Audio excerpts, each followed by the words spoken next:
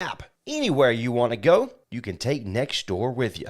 All the local talk programs, all local sports, and a great mix of 70s, 80s classic rock you can now take anywhere you want to go by download the Nextdoor radio app today. Available Google and Apple stores. At the end of the game? Okay.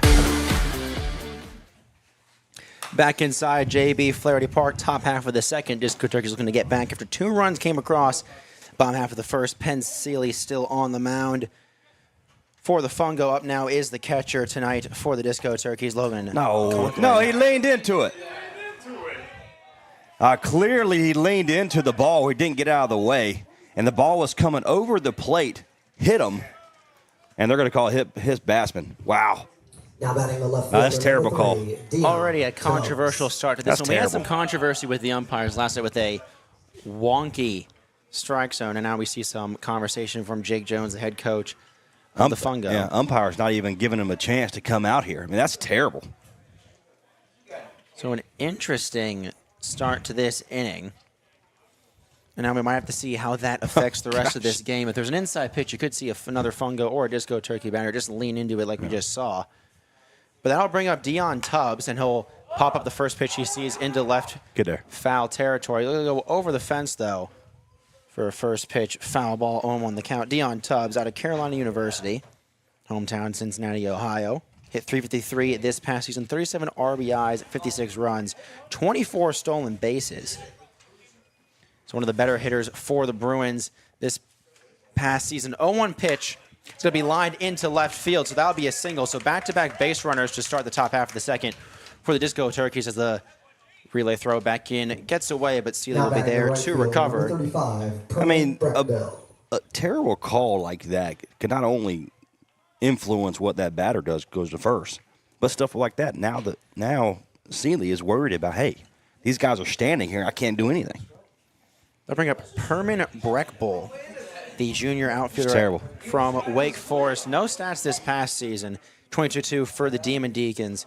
2 hits and 3 at-bats and a run. And a look at a first pitch off the outside. That's ball 1. He's a top 1,000 prospect by perfect game, and the number 44 outfielder in Georgia coming into college. Is not sure where he is right now in the college world as he swings and misses at that one. But if he is on Wake Forest, it'll be interesting to see him here instead of out in Omaha as their team has their first game tomorrow night. Making it back to Omaha for the first time in several years. Number 1 overall seed, dominating their way through the regional and super regionals. That pitch will be fouled off. Trying to find a way to bring in the Wake Forest College as we're maybe only about 30, 35 minutes away from the campus. Beautiful campus it is out there at Wake Forest, and incredible baseball program so far this year, an incredible school as well. 1-2 pitch from Seeley. So that one's going to hit him, and he didn't even attempt to get out of the way, so they're going to give him another base, and this is going to get a little interesting now as we're seeing no attempt from the Disco Turkeys to move out of the way, and now the base is loaded with nobody out. Now batting the first baseman, number 54, Derek Martinez. And then I'll bring up Derek Martinez, playing at first base tonight. Normally pitches for the North Carolina A&T Aggies in college, but tonight will be at first. Bases loaded, nobody out. That first pitch inside, ball 1. So after 2 runs across the bottom half of the first, the Disco Turkeys come right back and load the bases in little to no trouble thanks to 2 hit batters out of the first 3 that Seeley has faced. Next pitch outside, ball 2. So Seeley struggling to find control after hitting 2 batters early on in this inning. Well, 2 batters that didn't move. So that's right now it's in his head. You just got to, as a young pitcher, you just got to be able to get that out of there and move on. Well, Martinez skies went into shallow left field, and it looks like there might be some confusion. It looked like the runner at third might have tried to run, but no chance to beat out that throw for Amita. So 1 out already, and that gets the chance for a double play. The force out at all bases. So good recovery from Seeley to get the batter out. That'll bring up Max Gustafson, the third baseman tonight for the Disco Turkeys.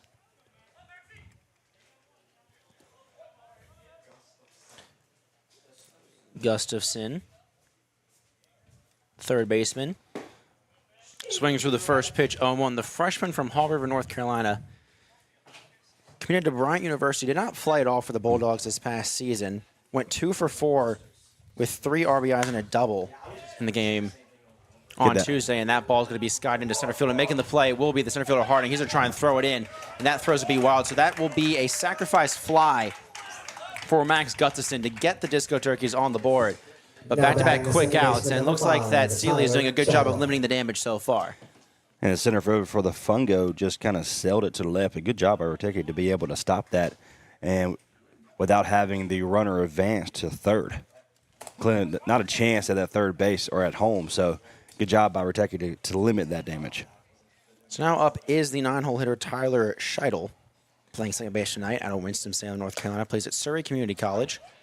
Looks at a strike. Hit .214 with 3 RBIs and a triple for the Knights this past season. Previously attended Oak Grove High School. He was selected to 2 perfect game All-American events in the preseason. He'll foul that pitch off behind the plate. So falls behind 0-2 quickly to Penn Sealy. Be able to limit this to only 1 run after being bases loaded, no outs. Be good for Penn Sealy to be able to get it, just kind of mindset a little bit back in the right direction. 0-2 the count, 2 outs, runners on first and second, 1 run across. And that pitch is going to be lined into the left center field gap, and that one's going to drop down. That should be extra bases. That'll tie the game, might bring the go-ahead run home. The runner coming across third, he will score. So a bases clearing double for the 9-hole hitter Tyler Scheidel. And just like that, the Disco Turkeys claim the lead in the top half of the second. Just a great hit, fooled the our left fielder there for the Fungo, and Thomas Fox kind of came in a little bit and then just dropped behind him. Get a great hit for number 5 there. Tyler Scheidel clears the bases. That'll bring the top of the lineup back up. That'll be Chuck Evans, who struck out looking in his first at-bat. He'll swing through that one. They're going to say it's a foul ball. Prevents the runner advancing to third. So Sealy almost got out with very little damage. 41, Alex Rodriguez. Again, limiting a factor for Penn Sealy here to be able to get out of this will be huge for us. Correction, this is number 41, Alex Rodriguez, the 10-hole hitter tonight, a late addition to the lineup. The extra hitter.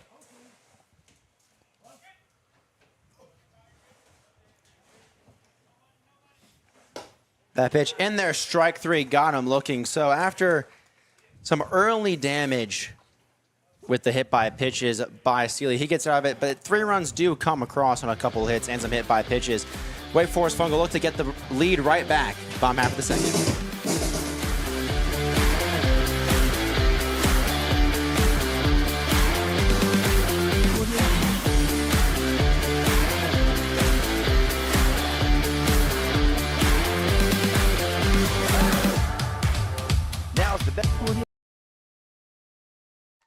On behalf of everyone at Oliver's Towing for a Cure, in memory of Denise Ellis, Sandra Newton, along with all who have lost their battle and in honor of all living survivors. 100% of all ticket sales and proceeds go to Pretty in Pink Foundation in Raleigh, North Carolina on behalf of breast cancer awareness. The raffle tickets are for sale, $25 each or 5 for $100. First place, custom wrap snap on toolbox, $2,500 value. Second, a Vase Texas Roadhouse gift card, that's $550 value. Third place, a Roku 55-inch TV, a $248 value. Fourth, breast cancer theme diecast NASCAR and gas card, that's a $90 value. Fifth place, Still Magnolias gift card, $50 value. Sixth place, Fishing Creek gift basket. Drawing will be held at the Boyd GM on October 28th at 2 p.m. You do not have to be present to win. Again, 100% of all ticket sales and proceeds go to Pretty in Pink Foundation in Raleigh, North Carolina. For more information, you can contact 919-693-2520 for all purchases or questions. Pretty in Pink Foundation, sponsored by everyone at Oliver's Towing for a Cure, in memory of Denise Ellis, Sandra Newton, along with all who have lost their battle and in honor of all living survivors. They are selling t-shirts and bracelets. T-shirts are starting at $12 depending on size, and bracelets are only $3 each. Towing for a Cure, Pretty in Pink Foundation, sponsored by everyone at Oliver's Towing. More information information, 919-693-2520.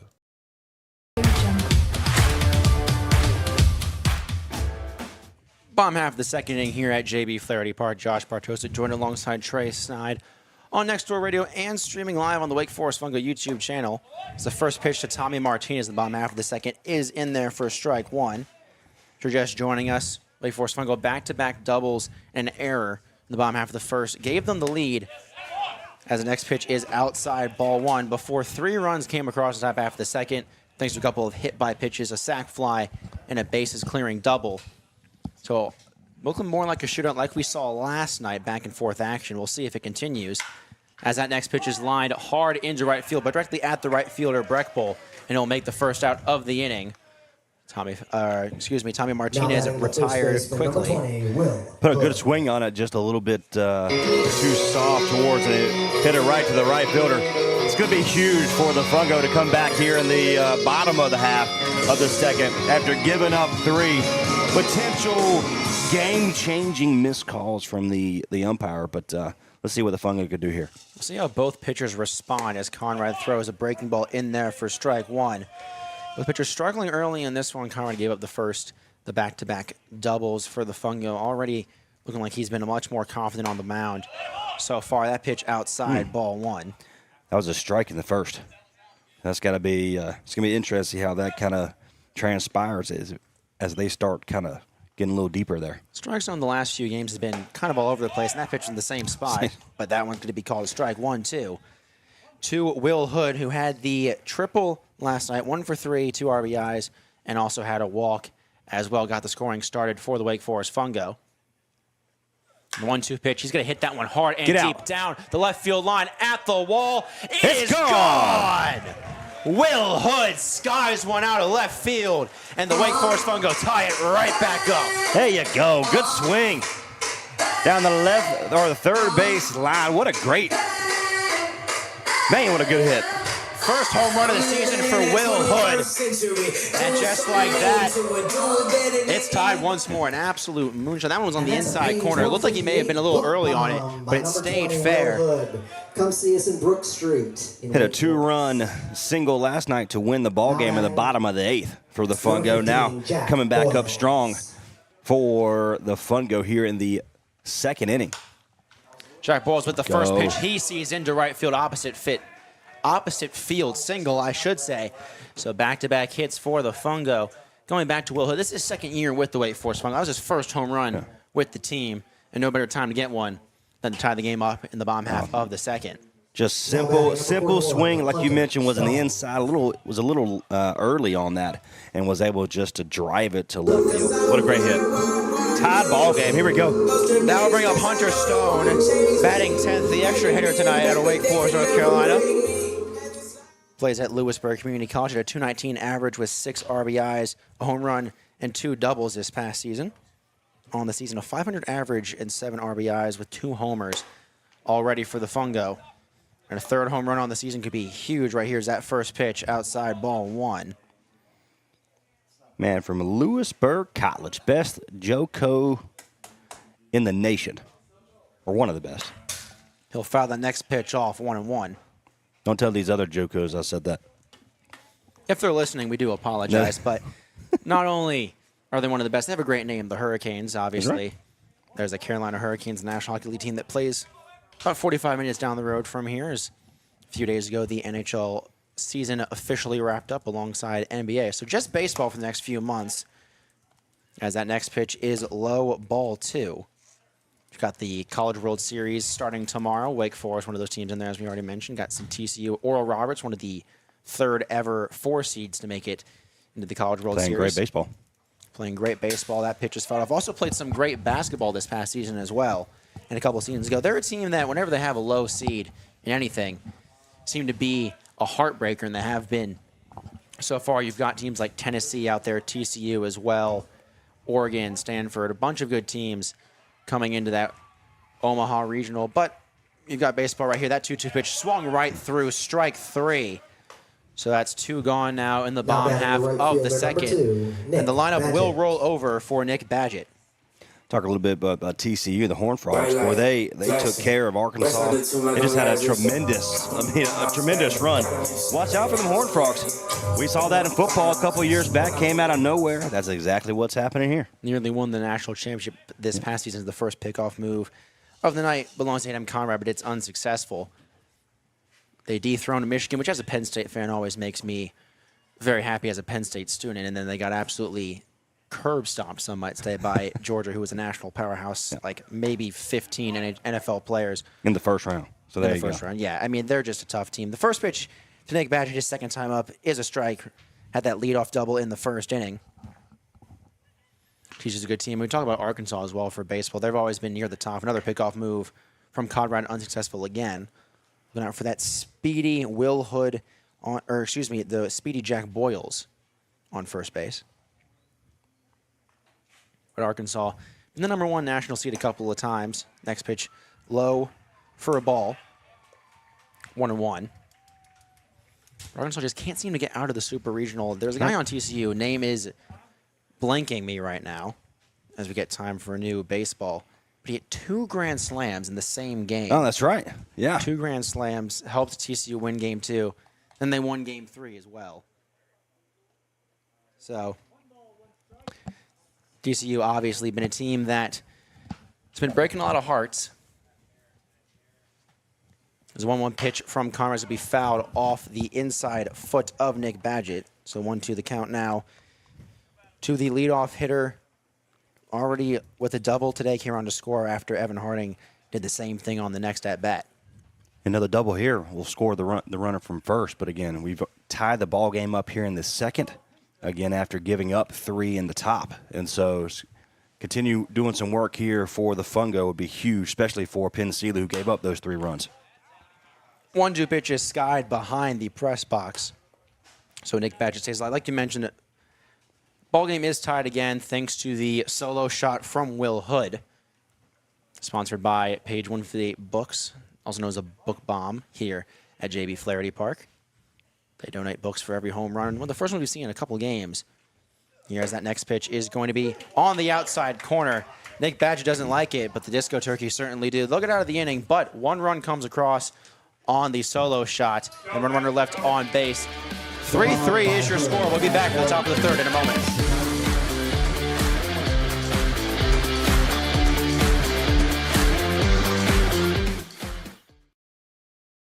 Welcome to the town of Wake Forest, home of Fungo Baseball. We're glad you have joined us today in the Forest, and we are especially proud to have Mitchell Heating and Cooling as a sponsor and a supporter of Wake Forest Fungo Baseball. Mitchell Heating and Cooling's rich tradition is built on a reputation of quality, integrity, and a great value for the customer's dollar. For over 50 years, Mitchell Heating and Cooling has continuously met its customers' needs by maintaining, servicing, designing, and installing quality systems that will stand the test of time. Mitchell Heating and Cooling is a premier-level Trane comfort specialist that has been certified by Trane as having met Trane's stringent standards and is committed to being the best in every aspect of business.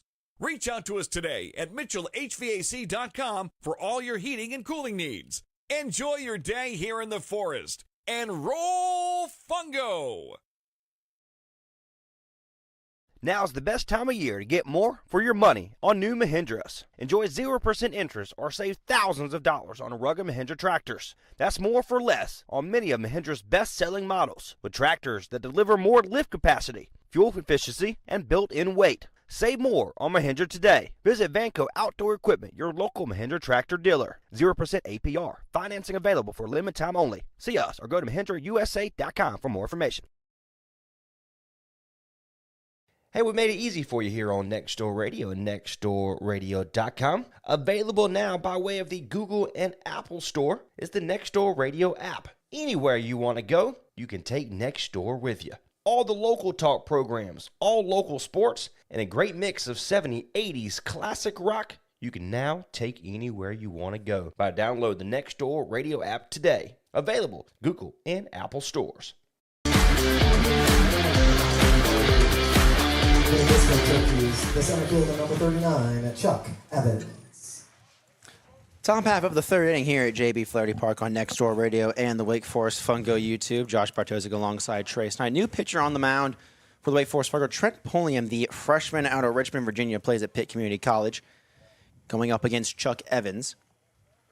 First pitcher here is going to be lined hard into somewhat deep right field. Making the play will be Badgett. So 1 pitch, 1 out for the new pitcher in his first outing for the Fungo this season. A little bit different release point for Pullum here. Might catch some of these disco turkeys off guard a little bit. Correction, Trent Pullum is a sophomore. Look at his stats out of Pitt Community College with 5.95 ERA. So the next pitch in to Devin Rodriguez is off the plate for ball 1. So 5.95 ERA, 35 walks, 45 Ks, and 42.1 innings pitched. That next pitch is going to be hit into the right center field gap. But a great play by Evan Harding running from left to right. Makes a beauty for the second out, and Trent Pulliam making quick work of the Disco Turkeys in the top half of the third. Wow, what a great jump there at center field, and Harding was able to track that ball down, made a great route towards the baseball, and helped out Pullum there. Great play. So Harding doing it very solid so far. Early pull for Penn Sealy. Might just be a bullpen day for the Fungo. We'll have to wait and see. Try to limit the base running and the scoring from Disco Turkey after Penn Sealy gave up 3 in the second. The Pullum looks really good so far. First pitch to Caden Smith swung right through. First strike 1. We talked about that weird release point. Kind of throws off the batters when you see him kind of wind up, almost like a wind-up toy on the mound. As he'll swing through another one, 0-2. He's behind that fastball. So potential for a quick 1-2-3 inning for the Fungo on Trent Pulliam's first appearance this summer. The 0-2 pitch could be fouled off. Smith stays alive. Talk a little bit more about Caden Smith. He hit .378 as a senior in high school and came into college as a top 500 player by perfect game. It's number 225 catcher in the nation, the number 12 catcher in the state of North Carolina. This whole line went hard out to center field, right at Evan Harding, who will make the catch. So a 1-2-3 inning for Trent Pulliam and the Fungo, making quick work of the Disco Turkeys. Fungo will look to take the lead in the bottom half of the third right after this.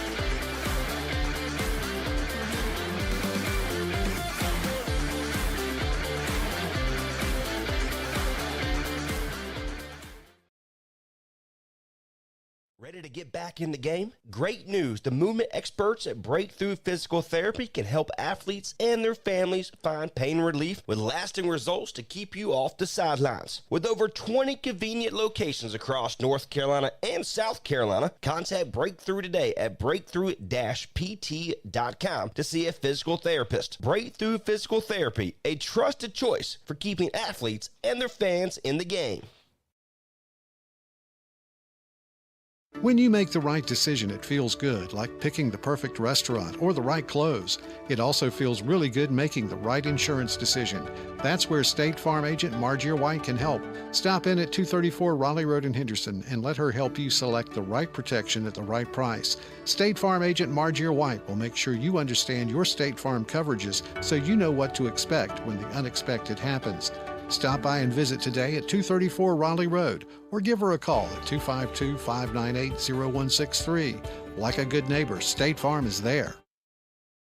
Unforgettaballs.com. Unforgettaballs.com. Unforgettaballs.com. Now that I have your attention, I want to take a moment to tell you about Unforgettaballs.com. Unforgettaballs.com specializes in hand-painted baseballs for every baseball fan. They also create a customized coaster, bottle opener, and so much more. Visit their website today at Unforgettaballs.com and follow them on all of their social media outlets today. That's Unforgettaballs.com.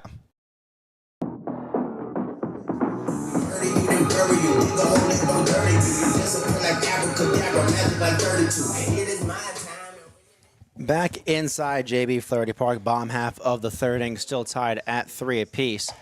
And I'm Conrad back on the mound. He'll throw a first pitch ball to Evan Harding, who doubled his first time up, brought home the first run of the early evening and came around to score later in said evening. 2 in the first, 1 in the second for the Fungo, looking for here in the third to be able to continue their scoring ways. Ball 2 to Evan Harding, a 2-0 count for the 2-hole hitter of the Fungo.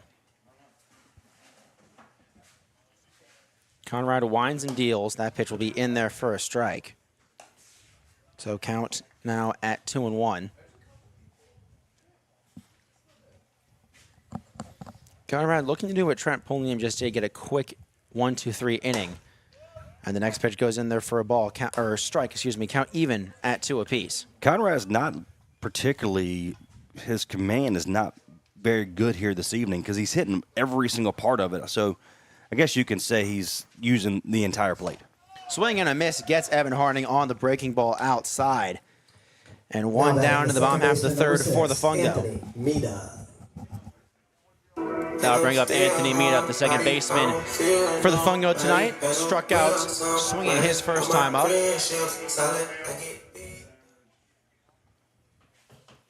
Mita in that left-handed batter's box. Look at a high first pitch for ball 1. Yeah, Meta crowding the plate here. He's deep into the box. Back foot on the back line of the batter's box. Next pitch in there for a strike. The breaking ball, count even at 1 apiece.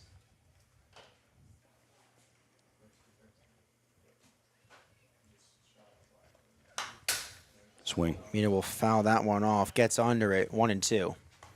So I put a good swing on it, just a little bit late.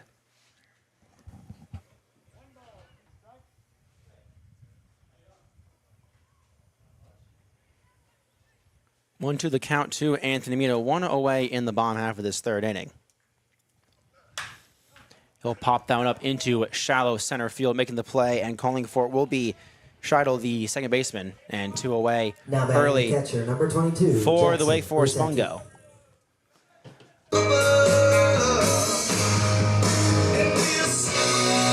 That'll bring up Jackson Rusecki. 0 for 1 on the day. He popped up to the third baseman. Back in the first inning, he'll look at a first pitch ball well inside. Almost hit him. See that Rateki's using the same mentality as the disco turkeys of not getting out of the way. If the ump's not got a call for Exactly it, you right. might as well stick in there.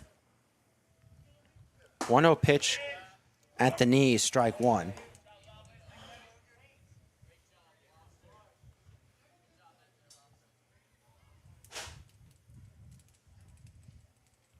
Conrad looking to get a 1-2-3 inning for the Turkeys.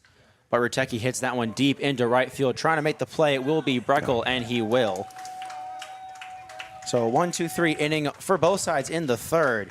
We'll be back shortly for the top of the fourth right here on Next Door Radio. At the end of 3-4, the score. Audio Jungle. On behalf of everyone at Oliver's Towing, Towing for a Cure, in memory of Denise Ellis, Sandra Newton, along with all who have lost their battle and in honor of all living survivors. 100% of all ticket sales and proceeds go to Pretty in Pink Foundation in Raleigh, North Carolina on behalf of breast cancer awareness. The raffle tickets are for sale, $25 each or 5 for $100. First place, custom wrap snap-on toolbox, $2,500 value. Second, a Vase Texas Roadhouse gift card, that's $550 value. Third place, a Roku 55-inch TV, a $248 value. Fourth, breast cancer theme die-cast NASCAR and gas card. That's a $90 value. Fifth place, Still Magnolias gift card, $50 value. Sixth place, Fishing Creek gift basket. Drawing will be held at the Boyd GM on October 28th at 2 p.m. You do not have to be present to win. Again, 100% of all ticket sales and proceeds go to Pretty in Pink Foundation in Raleigh, North Carolina. For more information, you can contact 919-693-2520 for all purchases or questions. Pretty in Pink Foundation, sponsored by everyone at Oliver's Towing. Towing for a cure in memory of Denise Ellis, Sandra Newton, along with all who have lost their battle, and in honor of all living survivors. They are selling t-shirts and bracelets. T-shirts are starting at $12 depending on size, and bracelets are only $3 each. Towing for a cure. Pretty in Pink Foundation, sponsored by everyone at Oliver's Towing. More information, 919-693-2520. Hey, we made it easy for you here on Next Door Radio and nextdoorradio.com. Available now by way of the Google and Apple Store is the Next Door Radio app. Anywhere you want to go, you can take Next Door with you. All the local talk programs, all local sports, and a great mix of 70s, 80s classic rock you can now take anywhere you want to go by download the Next Door Radio app today. Available Google and Apple stores. Back inside JB Flaherty Park, top half of the fourth. 3-3 your score between the Disco Turkeys and the Wake Forest Fungo. Josh Bartosi joined alongside Trey Snide on Next Door Radio and the Wake Forest Fungo YouTube live stream.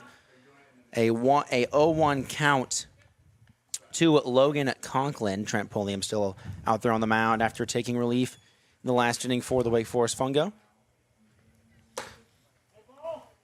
And they're going to say that one hit him. It didn't really look like it did, but perhaps a bit of a sell job from Conklin. He'll reach second time he's been hit tonight.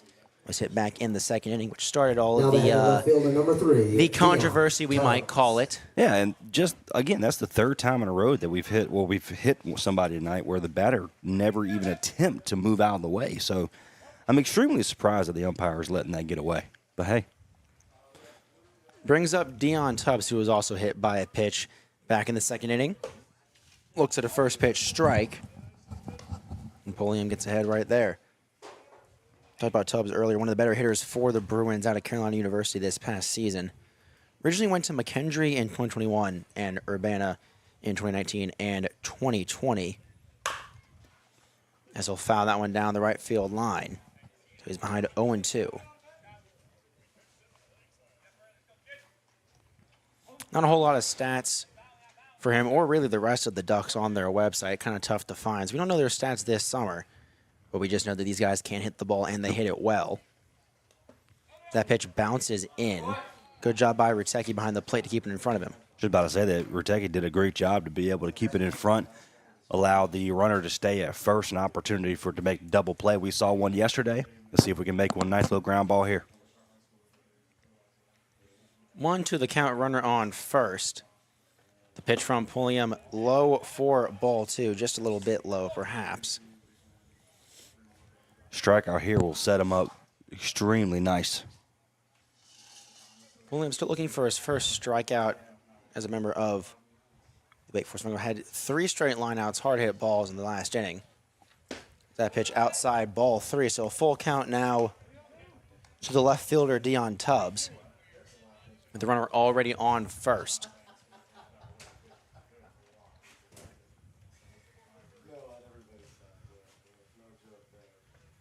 Payoff pitch inside, ball 4. So 2 runners on with nobody out brings up Perman Breckbull, who made the final out Now batting the right last fielder, half number inning. 35, Perman Breckbull. And he was also hit by a pitch. Excuse me, it was Dion Tubbs that hit the single in the second inning. And Breckbull was then hit to load the bases.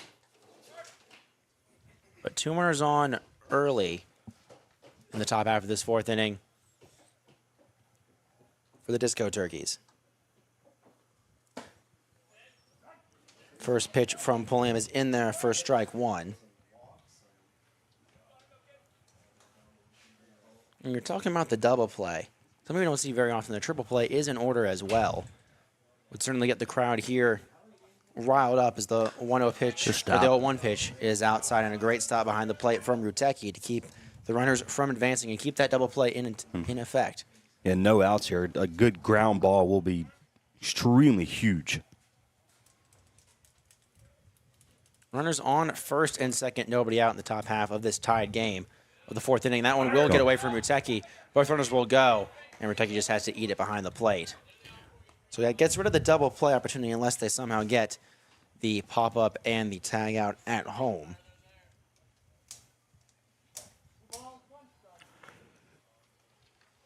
So Red Bull looking to regain the lead for the Disco Turkeys. 2-1 pitch from Pulliam. Swing and a Good pitch. miss on the outside corner. Looking for a He's gonna have to fastball do. there. And that slow windup still seeming to confuse the Carolina batters so far. Still no hits against Pulliam, just the hit by pitch and the walk, along with the wild pitch. Pitch is low, ball 3, so another full count. Pulliam in danger of loading up the bases. Just a matter of control. We talked a little bit about the young pitchers yesterday. Just controlling. I mean, this is his first outing today, so I know it's a nervous situation going up against a really good team in the Carolina Disco Turkeys. Just settle down here. Payoff pitch. There to say he did not go on the check swing, so that will load up the bases. Derek And Martinez. with no outs, a big chance for Derek Martinez and the Disco Turkeys to take the lead. Easier play here, force play. Get the force out. Force at any base. Derek Martinez popped up to second his first time up. As we get a mound visit from Jake Jones and the rest of the staff. No one warming up in the Wake Forest bullpen. Maybe just a chance to try and calm down the young pitcher who's in his first start this summer for the Fungo.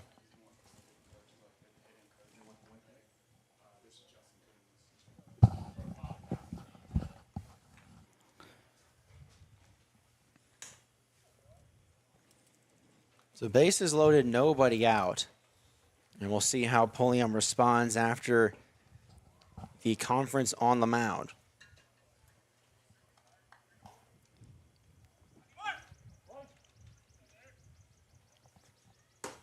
Throws the first pitch right down the middle, so it looks like he got a little bit of confidence from that talk. Yeah, Coach Coons from Pro 5 Academy slowed him down a little bit. Again, we've seen after coaches' visits to the mound, we've seen them kind of settle down and pitch a lot better. That pitch right down the middle once again, 0-2. So he's already making quick work now of Derek Martinez as we're nearing the bottom of the lineup for the Disco Turkeys. But we saw the bottom of the lineup last night be an issue with the Clovers. That pitch low and inside, ball 1. Just missed.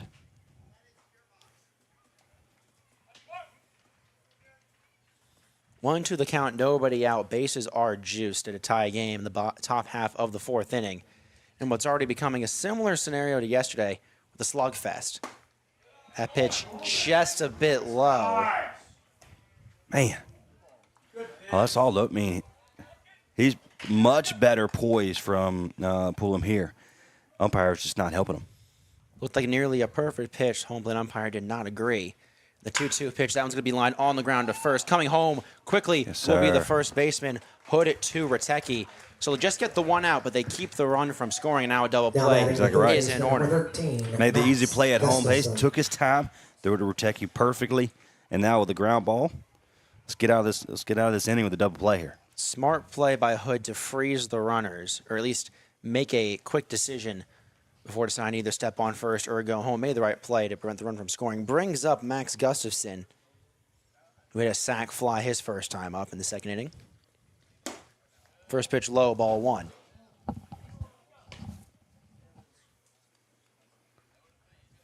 Gustafson out of Burlington High School hit .317 with 28 RBIs his senior season. Has an RBI to his name in today's contest. Again, multiple state championships there at Burlington High. That pitch just fouled down the right field line. If that one stayed fair, that could have emptied the bases. Talked a lot about high school recently, Burlington High School. You went to Clayton way back when. I'm a Leesville product myself. So a lot of championships between those 3 schools in all of the sports. Leesville, a bunch of conference championships in football, never winning the state championship. Got close a couple years ago. Burlington, like you mentioned, a big state championship school. That pitch looked like it may have hit. Didn't. Wow. Well, they're going to say it didn't. So that one looked like it actually hit the batter, and he even tried to move out of the way. And that time the ump says, no, sir. So if you make movement out of the box and hit you, you're going to stay right here. That's pretty much what it is. Very interesting strategy so far. but does prevent a run from coming to score. So see a good break for the Fungo.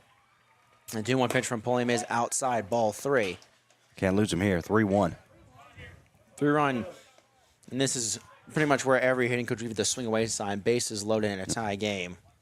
Can't afford to walk a guy. With just 1 out. Look to see him swing for the fences. 3-1 pitch is lined hard into deep right field. That one's going to get over the head of the right fielder, Badgen. That one might clear the bases. 1 runs across. Here comes the second one. Third one's going to have to stop at third. But a 2 RBI double for Max Gustafson, who now has 3 RBIs in the day and gives the lead right back to the Disco Turkeys.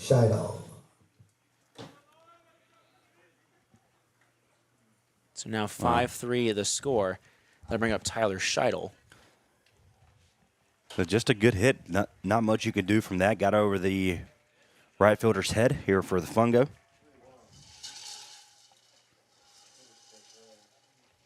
Tyler Scheidel hit a double his first time up. Run up a couple of runs. He'll swing through the first pitch, 0-1.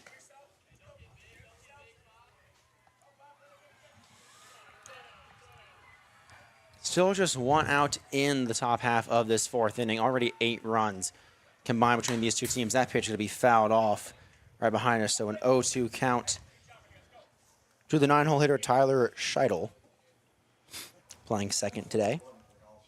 So the Fungo looking to go 2 games above 500 with this game after the Disco Turkeys did some work the first time these two teams faced off.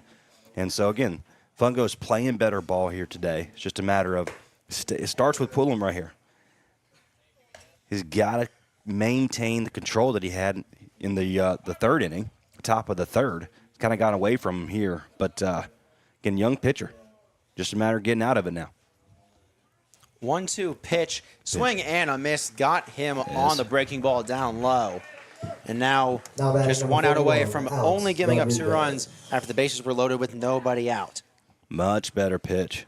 Fulton was looking for the changeup, got the fastball in the inside corner, got him. Brings up Alex Rodriguez. No relation to the Hall of Famer, Alex Rodriguez, who some people say will be a Hall of Famer, some people say no because steroids, but let's be honest, everybody was using steroids back then. Always brings up the argument for Barry Bonds to make it into the Hall of Fame, but that's a different conversation. That's a whole show by itself. There's a whole show. And then you have the end of the Pete Rose scandal with gambling as well, which he should be in because, well, there's a whole lot of conversation. He's 90 now, right? He is up there in 90? age. He might be dead before he ever makes the Hall of Fame, which would be not a sight to see as the count is 2-0 to Alex Rodriguez, the extra hitter tonight for the Disco Turkeys. Still runners on second and third, 2 away, and 2 across already in this inning thanks to the 2 RBI double from Max Gustafson. That pitch in there for a strike, 2-1. Fortunately, it takes something like a death or whatnot for baseball, for any profession, but fortunately, it might happen after he's gone, so I hate to see it, though. Would hate to see it. He was one of the best players, one of the few notable names to play for the Reds back in the day. That pitch was going to be chest high, and Rodriguez held back. So 3-1 count, 2 away. And a chance for the Disco Turkeys to break this game wide open, or the Fungo to keep it at just a 2-run deficit. Try to get those bats back up there. Pulliam trying to work himself out of a jam. Gets him to swing and miss on that one. Fastball outside. And the count is full with 2 gone. Make a good pitch here. Limit the damage to 2 runs. Rodriguez struck out looking his first time up. In danger of another strikeout. Look for the fastball in the inside corner here. He's missed it 2 times. There it is. That pitch bounced on its way in, so not too much damage. The base was open, but the lineup does roll over. Back to the for top Chuck of the lineup Evans. for the Turkeys with the center fielder number Yeah, make the 39, easy out here. Chuck Easy Evans. play. Let's go get these 2 runs back. But it starts right here. So Chuck Evans struck out looking and lined out to right field his 2 times up today. Top of the lineup, 0 for 6 for the Disco Turkeys. This is, in this spot, someone who you want up. He'll pop that one up onto the left field side. Third baseman Martinez job. will make the play. So a first pitch pop-up gets out of the bases loaded jam, but 2 runs come across on a couple hits and some walks. And the Disco Turkeys take a 5-3 lead into the bottom half of the 4th. We'll be right back on Next Door Radio.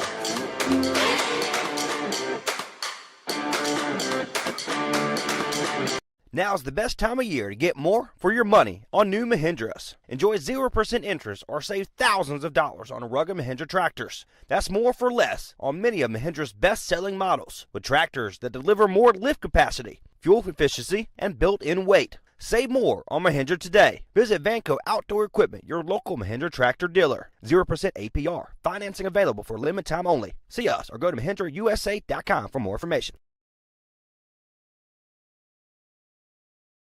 Unforgettables.com. Unforgettables.com. Unforgettables.com. Now that I have your attention, I want to take a moment to tell you about Unforgettables.com. Unforgettables.com specializes in hand-painted baseballs for every baseball fan. They also create a customized coaster, bottle opener, and so much more. Visit their website today at unforgettables.com and follow them on all of their social media outlets today. That's unforgettables.com. Ready to get back in the game? Great news! The movement experts at Breakthrough Physical Therapy can help athletes and their families find pain relief with lasting results to keep you off the sidelines. With over 20 convenient locations across North Carolina and South Carolina, contact Breakthrough today at breakthrough-pt.com to see a physical therapist. Breakthrough Physical Therapy, a trusted choice for keeping athletes and their fans in the game. Bottom half of the fourth inning between the Carolina Disco Turkeys and Wake Forest Fungos at JB Flaherty Park on a steamy Thursday afternoon. Josh Partosik alongside Trey Snide on Next Door Radio and the Wake Forest YouTube live stream. 5-3 your score after a two-run at top of the fourth from the Disco Turkeys, thanks to a double by the bottom of the lineup in Max Gustafson. Up now for the Fungo, Thomas Fox, and he's got a 1-0 count. It's a good pitch. Just missing the outside. Everybody, even in the Disco Turkeys dugout, thought it was a strike, but a good swing there to make it foul. 1-1. That's a foul ball, which, what do we call those foul balls here at the Wake Forest? That's a blow pop. There it is. Said it way too many times the first few games. I think you got me beat on that. You got me beat on the blow pop play. The blow pop plays are always fun. Not as many kids as normal. It is still, well, you would call it a school night potentially, but I do believe most schools are out. Yep. Summertime has officially started with the weather in the upper 80s, low 90s, and that humidity just at a nice and cool 80-something% tonight. Well, we saw last night. We had two ball games, which both games are going on right now. They like to flock in after their games are over. So we do got a good, nice little crowd here, though. Crowd seemed to grow at the end as that pitch is just outside. So a full count now to Thomas Fox, leadoff hitter in the bottom half of the fourth, trying to get some runs back for the Fungo. It was a perfect time for those games to end last night, as right around that crowd grew was when the Fungo took the lead in the bottom half of the eighth, thanks to Will Walker's 2 RBI single in the bottom half of that inning. And it looked good. 3-2 pitch is going to be lined down the left field line, and that one's going to get down. That should be extra bases for Thomas Fox. Trying to make the play will be Tubbs. He'll throw, and Fox will smartly stay at first. Great job by Tubbs to get a quick reaction on that. But a leadoff single for the left fielder tonight, Thomas Fox. That was a short, that was a short swing for Fox there. He kind of got inside, got on his hands, and literally just short swinged it to left field. Great piece of hitting. And that inside pitch is one that we've seen. The inside pitch on the righty-v-righty matchup we've seen get absolutely smashed. We saw Will Hood hit that home run earlier in this game on a pitch that was on the inside. So could be looking for that pitch nearly hits Hogan Stallings, but he'll take it for ball one. Remember, if you move out of the box and it hits you, you're not hit. But if you stay in the box and you're hit, it's a hit. So let's all keep that in mind. And I'm saying that very sarcastically.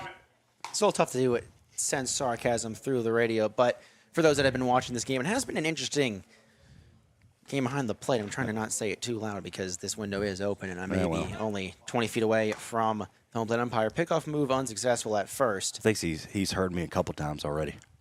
Might have a stern talking to in the parking lot for this one. I'm going to race my way home, not try to get into any issues with that. 1-1 pitch from Conrad to Stallings. He'll foul that one off for another blow pop. That one might actually get closer to the little kids game on the left side. We'll see. It seems like there's going to be some games all night long. Or there's a couple of teams outside, a couple teams playing. What's great about Flaherty Park, they host a numerous amount. Got a workout thing right behind us, a playpen for the kids. It's good stuff here. High and inside that pitch to Stallings. Evens the count up at 2-2. There's also a dog park in this park. They're looking to renovate this field later, thanks to the town of Wake Forest. We don't know exactly when that preparation and those dimensions should be finished, but he'll foul another pitch off. That one might actually hit someone over there. That one looked a little more close, but we'll know if we hear a very loud ow. That's right. Yeah, it's got Thirsty Thursday here at Flaherty Park, selling the homegrown brewery here. Great beer, of course, great food. Session stands out today. Chick-fil-A, I do believe, is here, which makes me hungry as well. That pitch high. Since I didn't know that, thank you. But, you know. I think it was also here yesterday, or maybe I'm getting my days mixed up. It's tough to tell up here in this press box. I did see it yesterday. It was here. I know it was. Yeah, it was definitely here yesterday. I smelt it yesterday. It was a great smell. Absolutely delicious. Gosh. I do believe it is Blackbird Brewery here today. The 3-2 pitch is swung on and missed from Stallings. So the hottest hitter of recent for the Fungo, 0 for 2 with 2 swinging strikeouts. And that brings up Tommy Martinez, who lined out to right field his first time up. Again, Stallings was just raking coming into the ninth ball game, back-to-back strikeouts. Going back to his college, this past year was a 158 average, so much better improved here this year. The Disco Turkey's got the best of them so far. First pitch to Martinez outside, ball one. It's very interesting. Hogan Stallings is one of those guys that some might call streaky, as that might be attentive to his .158 average in college, but he's been one of the better hitters this season so far for Wake Forest. That pitch is high, just above the letters for ball 2. So far, Conrad's struggling to get ahead of these hitters, but still finding a way to battle back and get outs with one already gone the bottom half of this 4th inning. With Thomas Fox on first after the leadoff single, Conrad kicks and deals the 2-0 pitch. Is going to be lined directly to the second baseman. Shuttle over to Rodriguez. That's one. Over to first for Martinez, and he makes the double play. So a 4-6-3 double play ends the threat of the Fungo. One runner on, one left on base on the one hit. And we'll go to the top half of the 5th. It's your score, 5-3.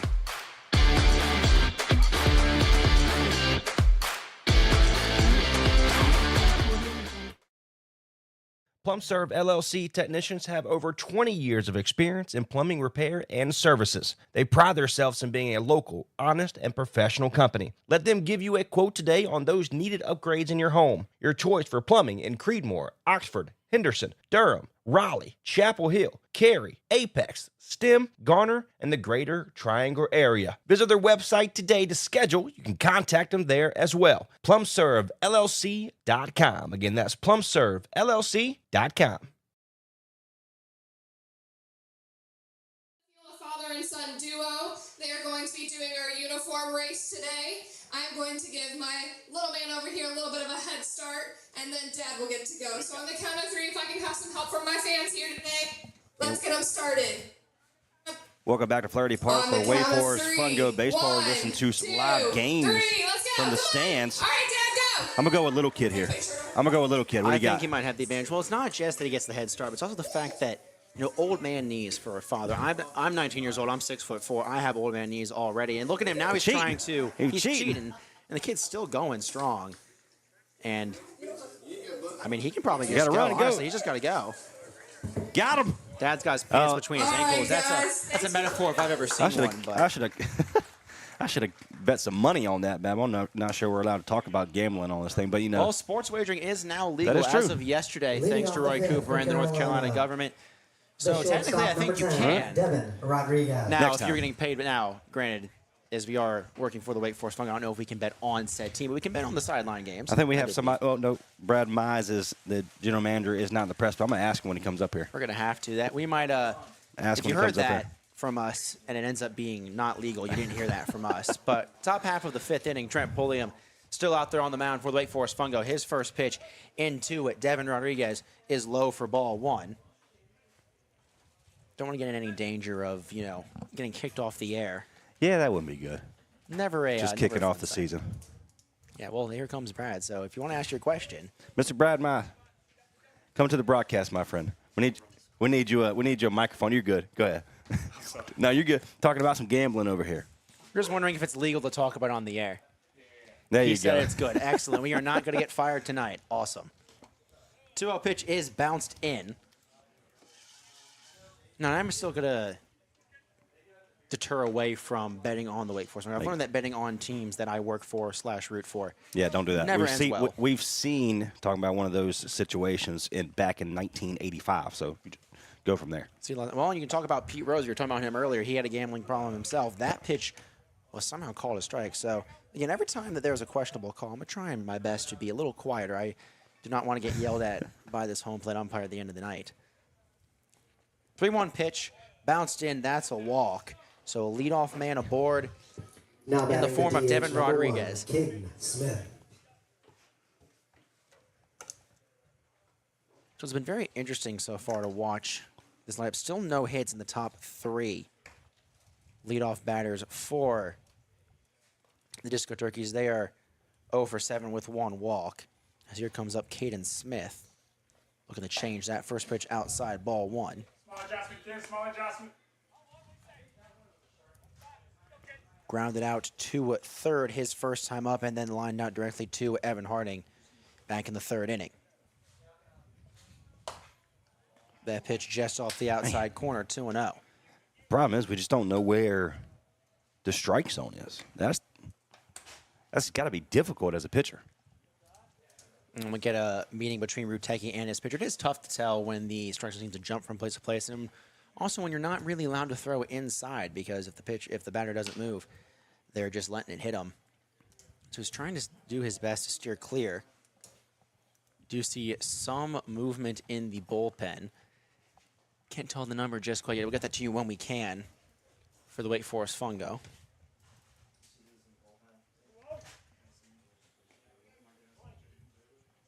But we will see. So Trent Pulliam still in there. 2-0 count with no outs in the top half of this 5th inning. That pitch bouncing as well, so it's another 3-0 count. He's missing Caden down and missing out. So, again, that's just the control situation here this evening, especially giving up 2 in there in the 4th to go up 5-3 for the Disco Turkeys. Might have rattled his confidence a bit. The 3-0 pitch is outside ball 4, so back-to-back walks on little to no Now batting the pitches. catcher number 6, Logan It Conklin. brings up Logan Conklin, who, if you look at his stats for the night, he's 0 for 0 because he's been dinked twice. He's not moved out of the way either time. Yeah. And hitting a batter here would be crucial. But here comes Jake Jones. We might see the end of Trent Pulliam's night as the infield comes in. But we'll have to wait and see. Could benefit from another pitcher's mound visit. We saw that in the last inning. Seemed to work before giving up the 2 RBI double. But got 2 quick outs before. That's what we like to say in the press box world, a slow walk to the mound to give the pitcher warming up some time to warm up.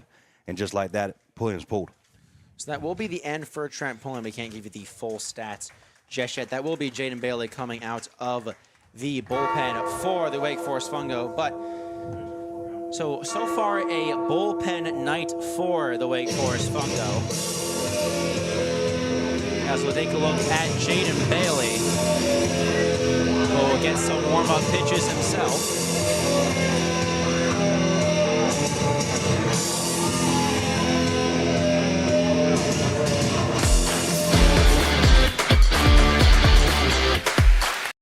Welcome to the town of Wake Forest, home of Fungo Baseball. We're glad you have joined us today in the Forest, and we're especially proud to have Mitchell Heating and Cooling as a sponsor and a supporter of Wake Forest Fungo Baseball. Mitchell Heating and Cooling's rich tradition is built on a reputation of quality, integrity, and a great value for the customer's dollar. For over 50 years, Mitchell Heating and Cooling has continuously met its customers' needs by maintaining, servicing, designing, and installing quality systems that will stand the test of time. Mitchell Heating and Cooling is a premier-level Trane comfort specialist that has been certified by Trane as having met Trane's stringent standards and is committed to being the best in every aspect of business. Reach out to us today at mitchellhvac.com for all your heating and cooling needs. Enjoy your day here in the Forest and roll Fungo! Now's the best time of year to get more for your money on new Mahindras. Enjoy 0% interest or save thousands of dollars on rugged Mahindra tractors. That's more for less on many of Mahindra's best-selling models, with tractors that deliver more lift capacity, fuel efficiency, and built-in weight. Save more on Mahindra today. Visit Vanco Outdoor Equipment, your local Mahindra tractor dealer. 0% APR. Financing available for limited time only. See us or go to MahindraUSA.com for more information.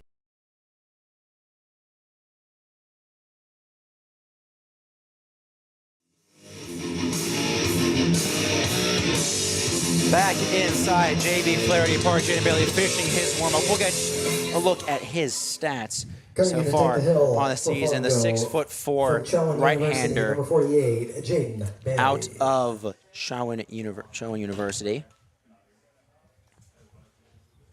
As up to bat now is Logan Conklin.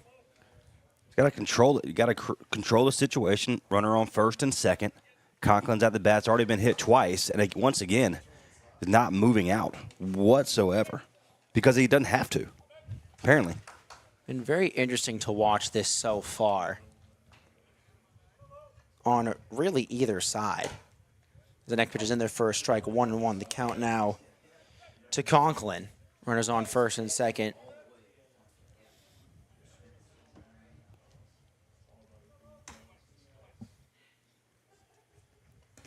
swung through it, gets past the catcher. Behind you, behind you. And that will allow the runners to move up, but they're 2-1 count now to Conklin. Got stuck with the home plate umpire. Didn't know where the ball was. You can hear the entire press box up here, including me. Everyone's screaming to try and figure out what was going on. To no avail.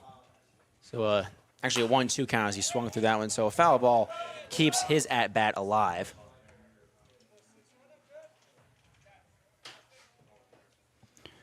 Jaden Bailey now has a lot of work to do with no outs and 2 runners in scoring position. That pitch will be lined directly to the third baseman, who will make the out quickly. Looks like it may have hit the ground, but they're going to say Martinez caught it, so a good play from him. A little bit too far out from third base line as the third base runner took off. And he was almost a dangerous double play, which we have not seen a lot of those. Seen one this year. Seen one this year, just a few so far. As we now look at Dion Tubbs for his third time. Got a single and walked in his 2 at-bats today. That pitch will bounce in but stay in front. Good work from Bertecki behind the bag. So a 1-1 count. Bailey's stats this season, a 1.93 ERA in 2 games, 4.2 innings pitched, just 1 run against, 1 walk, and 4 strikeouts. Been one of the better pitchers. This is exactly who you want coming out of the bullpen, trying to keep the deficit at just 2 for the Fungo. That pitch to be skied down the left field line, but well foul.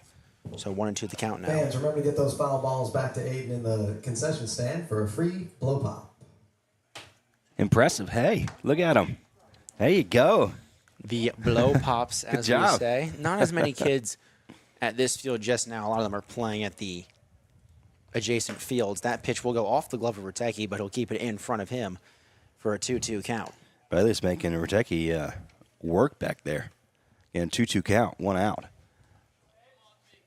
Ground ball here, strikeout would be huge. A single could break this game open and double the lead. That ball is fouled off for another blow pop and another pitch that may have hit someone over at that left field. Heard a little screech over there. Sorry. What doesn't kill you makes you stronger is the staying. There you go. Like I told my 6-year-old son now playing T-ball, gets hit by the ball, just throw some dirt on it and move on. That is the saying. That one's going to be lined hard to Mita. He'll make a great play at second. Throw it to first. 1 run will come home to score. But a beautiful job from Mita to keep it in the infield and limit the damage to just 1. Number 35, what a play at second base. Meta potentially saved another run. 1 run that came across, now 6-3, but runner at second base could have advanced and even around third to go home. But good job. That'll bring up Pierman Breckable, who was hit by a pitch and is walked in his teams, come around to score twice in this contest. And he'll hit the first pitch down the right field line. You can hear everybody in the press box say it was foul, and they do call it foul. It was about a foot. It was close. It was close, but not close enough to make it a real controversial call. There's no replay here at the stadium, but with how this ump has been calling some of these pitches, some people might be calling for a replay system in the near future. So now a runner just on second. One runner across, Jaden Bailey relieving Trent Pulliam. Replay would be pretty cool. It's always nice, It'd be too. a little bit easier. Would make our job easier up here as well if we had a nice little TV box. I mean, I got a TV.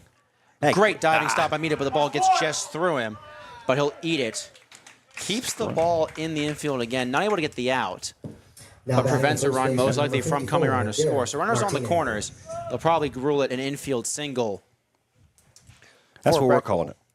Will most likely score. That did look like that. If it wasn't going to be stopped by Mita, it would have brought home a run. So great defensive plays back to back by the second baseman out of Campbell. That bring up Derek Martinez. The first pitch he sees down the left field line. Ooh. Field line. Ooh. He ducked and almost got hit out there. So it is getting close. We do see a little kid with a ball. Actually, there's now 2 out there, so he's going to get 2 blow pops by the end of this game. That's a blow pop. There's another. Fouls another one. That kid might end up with a basket full of them. He's got his hands full right now. You gotta Just love start it. stuffing them in his pockets. Maybe he has a hat over there. We'll Rock and roll. Good for him. So it's 0-2 to Derek Martinez, who was 0-2 on the day. Popped up to second and reached on a fielder's choice. Tell you, if I was that kid once again, I'm 35, so I feel old now. But going that age, and there was a competition about how much blow pops we can get. I promise you, I'd have been on the at least top 5. There have been a lot coming through that pitch to be fouled down the right field line. Well, early on that was Martinez. So he stays alive in the 1-2 count and keeps the inning alive for the Disco Turkeys. 1 already across in this inning. You got a fast-paced game here today, already in the top of the 5th. A little different from last night's game. Another foul ball right back to that kid once again. So that's already 3 this inning. I think that he's got it. Guys are killing me. That's going to be all a this sugar rush if I ever see one. Got to pray for that month tonight on a random Thursday too, not a weekend. So sorry, it's summertime. It's summertime. Yeah, well, not for the parents most likely. She's most likely got to get up bright and early tomorrow, and that kid. 1-2 pitch goes off the glove of Ruteki, but keeps it in front of him. Give a selfish plug out to Salvation Army over there in Vance County in Henderson, where the summer camp keeps them all the way up until 6 p.m. Wears him out. Talking about him, my 6-year-old, my son. And it's tough to wear a 6-year-old out. That pitch could be fouled again. So 4 foul balls already in this at bat. Actually, I do believe that was 5. There's 1 down the right field line. So good work. It's a 2-2 count. Kind of a little change up here to our ball for him to kind of be fooled. He's leaning a little bit, so he's looking for early. That pitch is going to be smacked softly over to shortstop and goes right under the glove of Boyles. That's an error. That's going to be an error. Looked at the bag, just thought about the play before making it. That will bring home a run. That's a bad. As a run will come home to score and keep the inning alive. Makes the score 7-3 now in favor of the Turkeys. Max Gustafson up now for the 3rd time. First pitch in their first strike.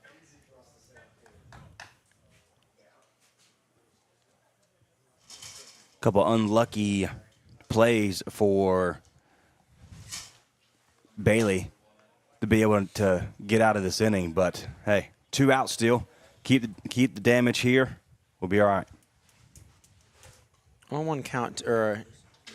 Gustafson, 3 RBIs already in the game. Had a sac fly in the second and a 2 RBI double his last time up. Another curveball. He'll smack that over to Mita, who will gobble up at second and make the play over to Hood at first. So 2 runs come across, 1 on an error. And the lead is now 4 for the Disco Turkeys. We'll be right back from after the 5th right here on Next Door Radio.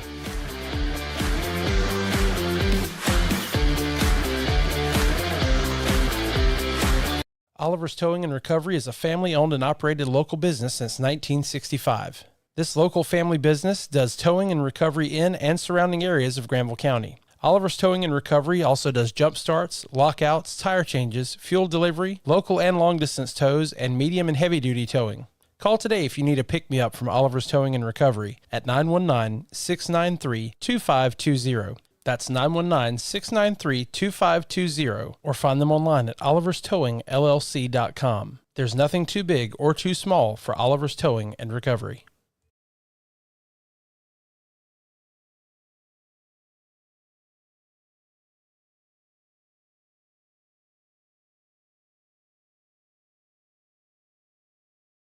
Ready to get back in the game? Great news! The movement experts at Breakthrough Physical Therapy can help athletes and their families find pain relief with lasting results to keep you off the sidelines. With over 20 convenient locations across North Carolina and South Carolina, contact Breakthrough today at breakthrough-pt.com to see a physical therapist. Breakthrough Physical Therapy, a trusted choice for keeping athletes and their fans in the game. Hey, we made it easy for you here on Next Door Radio and nextdoorradio.com. Available now by way of the Google and Apple Store is the Next Door Radio app. Anywhere you want to go, you can take Next Door with you. All the local talk programs, all local sports, and a great mix of 70s, 80s classic rock you can now take anywhere you want to go by download the Next Door Radio app today. Available Google and Apple stores.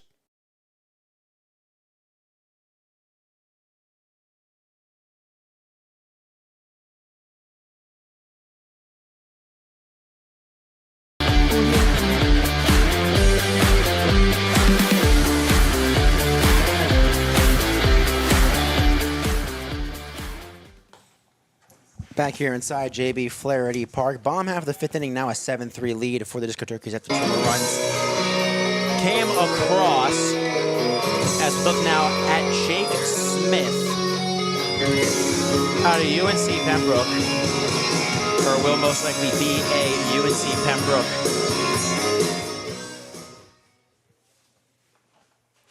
On the roster, he's listed at number 25. Wearing number 26 tonight is Jake Smith. That's why I couldn't find it. A little tough. First pitch to Will Hood is in there for a strike one. His hat fell off. That's what we like to say. A good save there, sir. Good save. It's a little questionable. So he's a left-handed. Graduated just this year. As Will Hood lines one to the shortstop in Rodriguez. He'll fling it all the way over to first, but Will Hood looked like he beat it out, but a great play at first from Martinez. The hard thing about now is the play, if it's a tie, does not go towards the runner. So that's exactly what happened. It was close. So that's a tough one for Will Hood. And that brings up Jack Boyles, who had the error in the last inning. Looking to make up for it on this one. Swings for the first pitch he sees. First strike one. No info on Jake Smith, going to UNC Pembroke next year. Went to West Stokes High School. Had no earned runs across 3 innings in 11 appearances this past senior season with 7 Ks. His fastball hovers around 85, has a 75-mile-per-hour curveball, and a 74-mile-per-hour slider, along with around an 80-mile-an-hour changeup, according to his baseball report, which is a few years old. But again, it's very tough to find some of these guys, especially when they're wearing the wrong number on the roster. But 1-2 count to Jack Boyles, the shortstop. And the Fungo looking to string something together here. That pitch bounces before it gets to the plate, 2-2.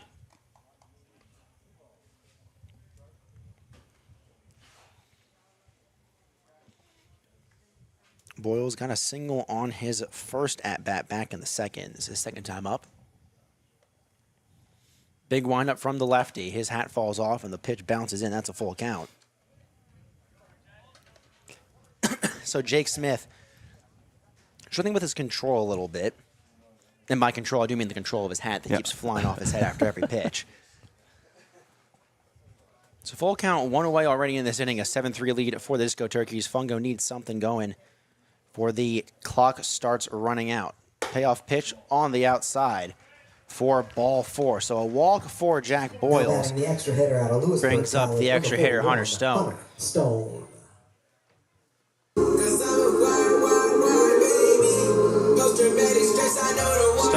struck out swinging his first time up.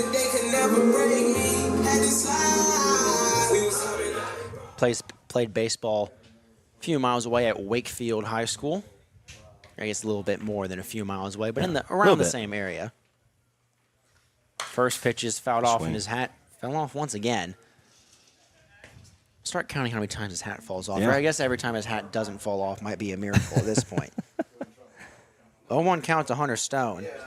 As he rolls to the bottom of the line, the number 10 hole hitter for the Fungo. Trying to roll the lineup back over to get some of the top dogs a chance to cut into this deficit. That pitch inside, ball one. Yeah, he's been reaching or picking up high for the new pitcher here. Big lefty Jake Smith on the 1-1. Off the outside edge, 2-1. Couldn't read my handwriting. You know, I have that issue, too. I've actually had that issue forever. I was told growing up that I was already halfway on my way to being a doctor because my handwriting was just that bad. Hey. You know, I picked the next best option, which is broadcasting. That pitch off the inside, and they're going to call that one a strike. I'll hit him. Woo-wee. So a very interesting count, even up at 2 now. To Hunter Stone on a pitch that looked closer to his belt buckle than the strike zone. But somebody else thinks it's Thirsty Thursday down there, too. That pitch inside, a little wonky half swinger just dropping the bat from Hunter Stone. Home plate umpire says he does not go. So a full count once more with one gone. And a runner on first in the form of Jack Boyles. Everybody to the right here thought he swung once he dropped the bat. Payoff pitch from Smith. Swing and a miss through the heater right by him. So 2 down now. And the Fungo will have their lineup roll over. It's Nick Badgett.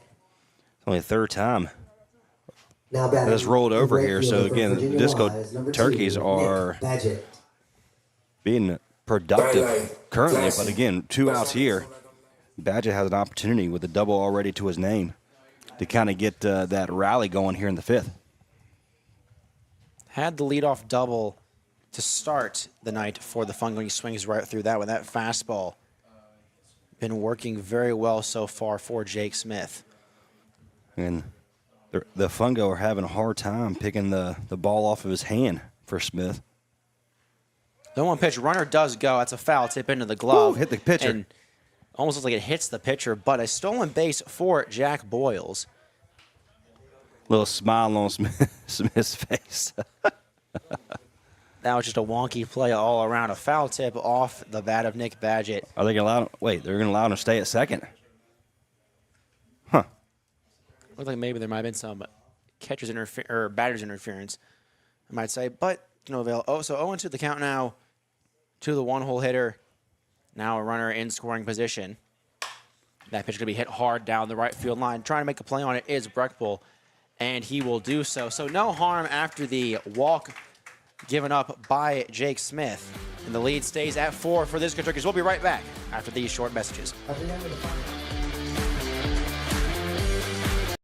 Welcome to the town of Wake Forest, home of Fungo Baseball. We're glad you have joined us today in the Forest, and we're especially proud to have Mitchell Heating and Cooling as a sponsor and a supporter of Wake Forest Fungo Baseball. Mitchell Heating and Cooling's rich tradition is built on a reputation of quality, integrity, and a great value for the customer's dollar. For over 50 years, Mitchell Heating and Cooling has continuously met its customers' needs by maintaining, servicing, designing, and installing quality systems that will stand the test of time. Mitchell Heating and Cooling is a premier-level Trane comfort specialist that has been certified by Trane as having met Trane's stringent standards and is committed to being the best in every aspect of business.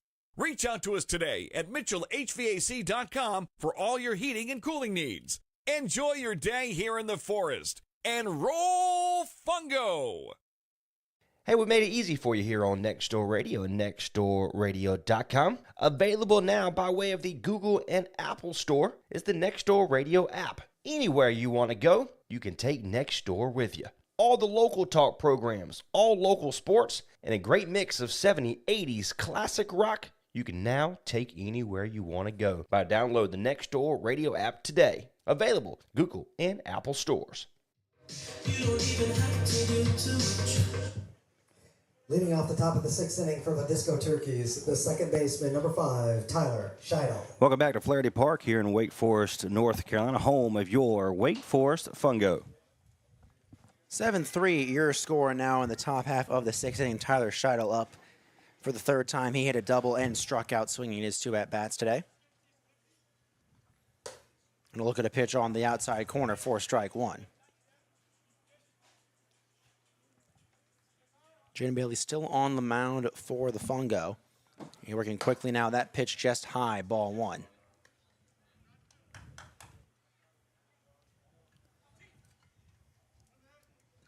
So the Fungo scoreless in the last few innings.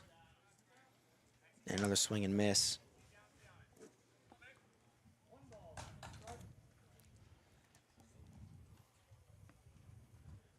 So a 1-2 count as Bailey throws that one on the inside corner. That one looked like it bounced before it got to the plate. So this home umpire kind of working both ways, Rodriguez. as we've seen. But nonetheless, that'll bring up Alex Rodriguez, the 10-hole hitter, as Scheidel goes down on 4 pitches. Hey, we'll take it here. You're the 1 out. You're the back-to-back innings where Disco Turkeys have scored 2 runs apiece. Good pitch Alex there. Rodriguez swings through the first one, gets a foul tip on it, but Bailey doing quick work so far.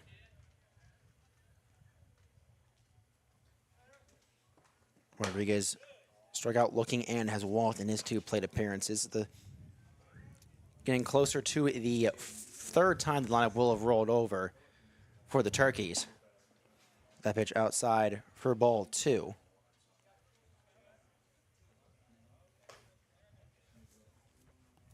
Rodriguez had 1 at-bat in Tuesday's game versus the Ducks. Had an RBI because he walked with the bases loaded, so the easiest way to get an RBI in baseball. Take it where you can. Fell off that pitch off the inside of his foot, 2-2. It hit Ruteki's little shin pads there. Whew, I know that hurts. Always glad to have that equipment behind. You got a ball coming in at you about 85, 90 miles an hour, then off the bat, sometimes even faster. That pitch low, ball 3. So a full count to the extra hitter, the 10-hole hitter, Alex Rodriguez. As we mentioned before, no relation to the other Alex Rodriguez. That pitch going to be lined directly out to center field. Running to make the play will be Harding, and he'll squeeze and get the second out of the top half of the 6th. So 2 quick outs in this inning, From the center fielder, number 39, which is exactly what the Fungo need with the deficit at 4. Like we mentioned, scoreless in the last couple of innings, haven't scored since the 2nd. And meanwhile, back-to-back 2-run innings for the Disco Turkeys, but nearly out of it, it looks like so far. What we saw last night against Tarboro. First pitch going to be lined up the middle. Coming over to make the play will be Boyles, the shortstop. What a play. And he gets it just in time over to Will Hood. A 1-2-3 inning for Jaden Bailey and the Fungo, and they'll come up in the bottom of the 6th with a chance to cut into this deficit. What a play. Welcome to the...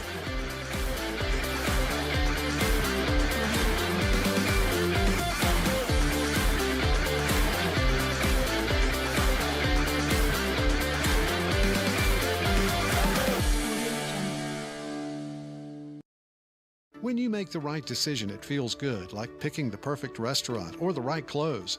It also feels really good making the right insurance decision.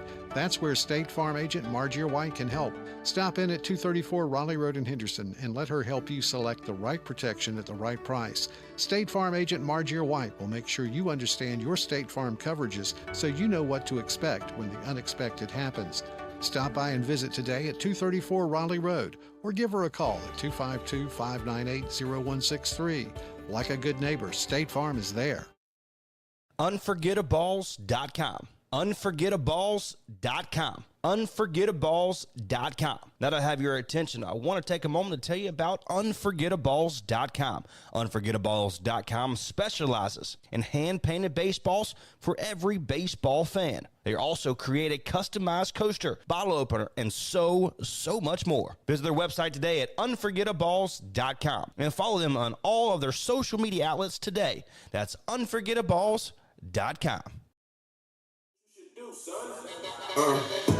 Back inside, JB Flaherty. Bottom half of the 6th inning, 7-3. Your score.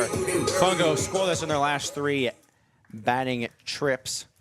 Evan Harding leading off the bottom half. Jake Smith still out there, and Harding will swing through the first pitch 0-1. Evan Harding had the double that brought home the first run of the contest back in the first, then struck out swinging in the third. This is third time up, and that pitch at the knees for strike 2. We talked a little bit earlier before that last play by the second baseman for the Fungo, the top of the half. You know, we scored 3 yesterday in the third, and then not again until the 6th. So there's an opportunity for right here, and they call it a strike on that. And once again, another questionable call. Foul tip. They're going to say it was a foul tip into the glove. So that will be a 3-pitch strikeout for Evan Harding. And the last thing that the Fungo need or want, down by 4, with just a few strands of outs left to go. So one away now, a lefty-v-lefty matchup for Anthony Mita. That pitch out inside for Button. Mita 0 for 2 today, 3 yesterday with 2 walks, like we previously mentioned. Has just not gone there for the doubt in today's contest. Count even at 1 apiece after Jake Smith. Smith working quickly now. The high kick and deal. So 2-1 the count. We have already seen Anthony Mita not one to swing at pitches he does not like. I've already mentioned vision players on this team. He'll line that one sharply, but over the fence for I broke his bat. Shatters the bat on that one, getting into that high inside fastball.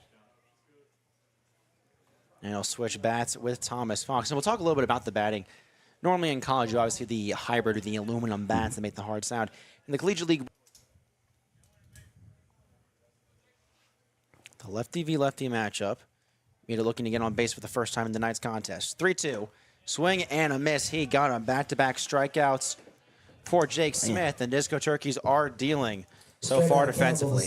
Catcher number 22, Jackson Rutecki. That's 4 strikeouts for Smith. Wow. That'll bring up the cleanup hitter, Jackson Rutecki, playing behind the plate tonight. He's 0 for 2. Skied into the air for a first pitch ball. A little weird play behind the plate.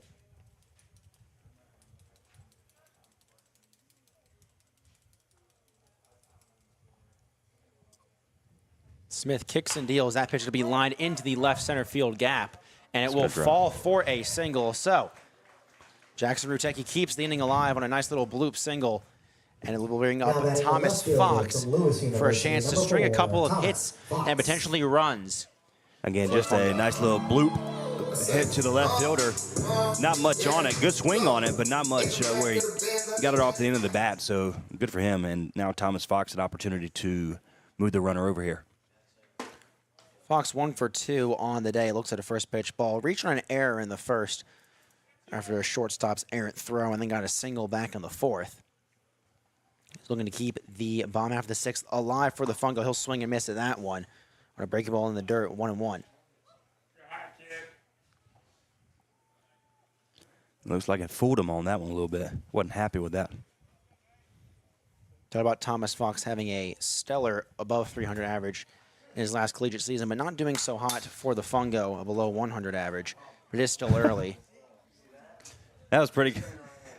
Foul ball off the tip, turned talking about the catcher for the Disco Turkeys, turned around, just fell right into his glove. It was impressive. Pretty impressive, but they don't give you points for style in baseball or extra outs. So 1-2 count as we see Jack Smith kind of doing a Craig Kimbrell impression out there on the mound, one of the best closers in Major League Baseball, as that pitch could be lined foul down the left field line. And Fox stays alive with a 1-2 count. Speaking of Craig Kimbrell, he and Kenley Jansen, 2 pitchers this season already to reach 400 career saves, a great milestone for those two. And Craig Kimbrell obviously has that little weird winged bat kind of pose that we kind of see Jack Smith imitating slightly. Not the best impression, but so far he's been pitching almost like Craig Kimbrell, not giving up a run so far in relief. That pitch will be fouled off the inside of Fox's foot, but he'll stay alive. That's 3 in a row there for Fox. 3 foul balls in a row. Keeps his at-bat and the half inning alive. The Fungo have really been struggling to keep the bats hot ever since that second inning. Another 1-2 pitch from Jack Smith. That one just off the outside. 2-2. Good frame job by Conklin behind the plate. But home plate umpire did not budge. Count even at 2, 2 outs, runner on first. Bottom after the 6th inning, that pitch will be skied into right field. Right fielder Breckville kind of lost it for a second, but recovers and makes the 3rd and final out. So, 1 hit, 1 runner left on base, no across. We'll go to the top half of the 7th with the Disco Turkey still leading 7-3. At the end of 6, the score remains 7.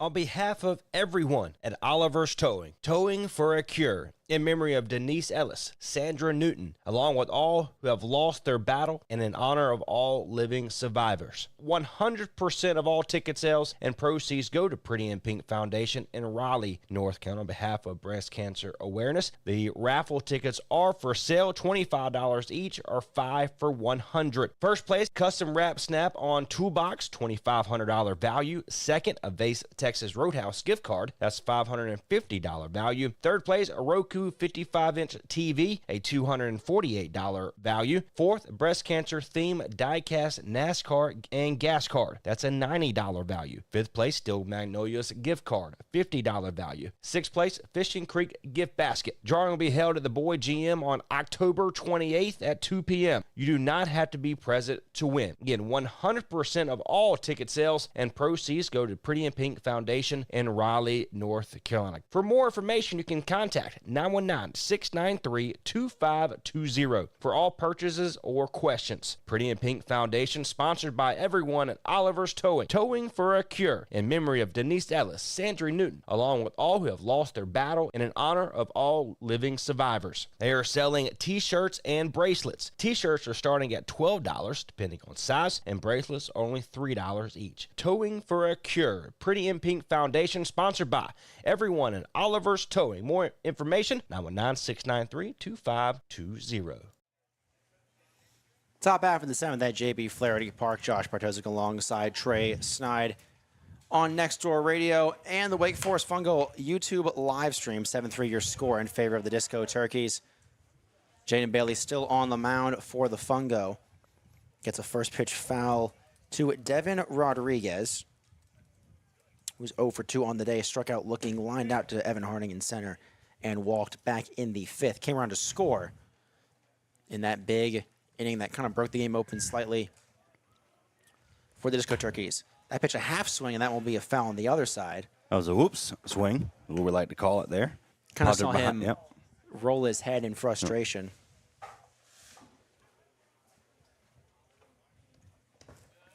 That pitch low for ball 1, so 1-2.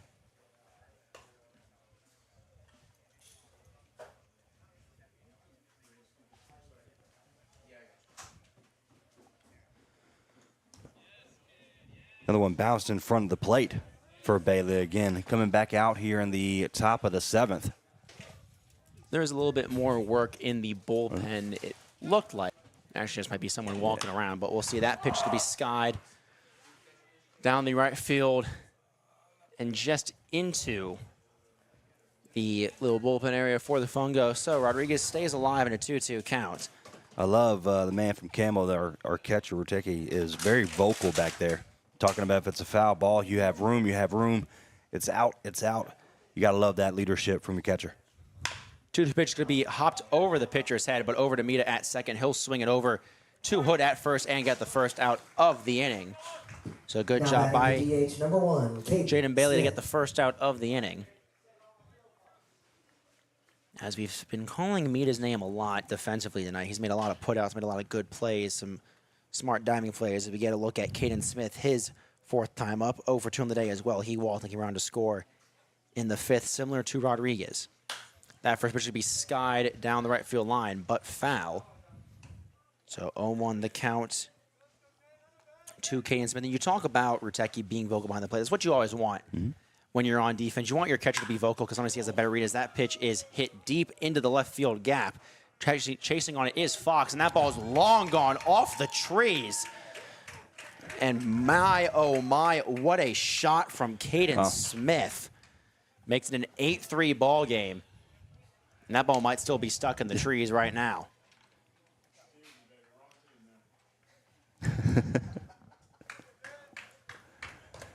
Thomas Fox gave it a look out there. Logan Conklin. So right again, just a good hit there by Disco Turkeys and Smith. But Bailey back up, nobody on. Only giving up 1 run here in the top of the 7th. Again, 1 out. Yeah, no harm done if we can get out right here. Owen Conklin will hit that one hard on the first pitch he sees directly at Evan Harding, who will make the easy play out in center field. So 2 outs. Left fielder number 3, Dion Tubbs. Brings up Dion Tubbs, the left fielder, who was 1 for 2 on the day, had a single in the second, walked, and then grounded out in the 5th inning to the second baseman, Anthony Mita. And he swings at the first pitch he sees. Harding giving chase in center field, and he'll make the play. So Jaden Bailey bounces back after the long solo shot, makes it an 8-3 ball game. Fungo running out of time here at Flaherty Park.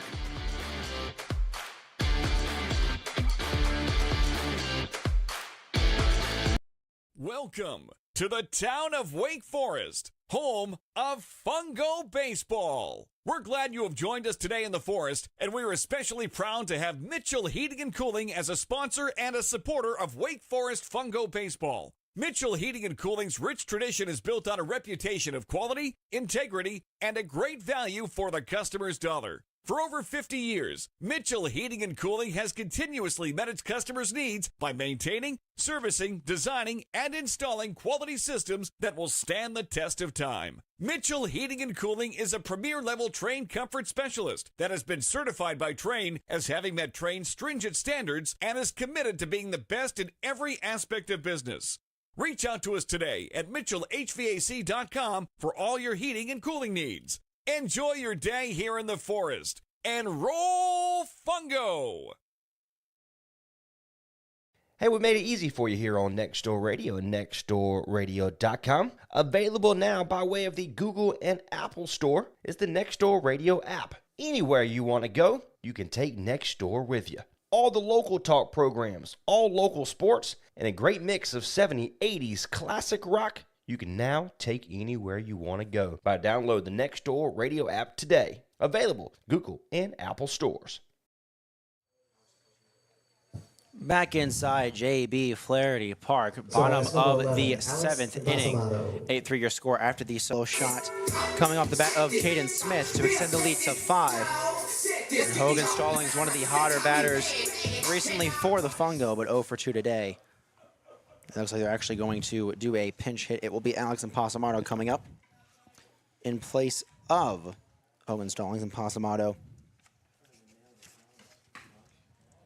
looks at a first pitch.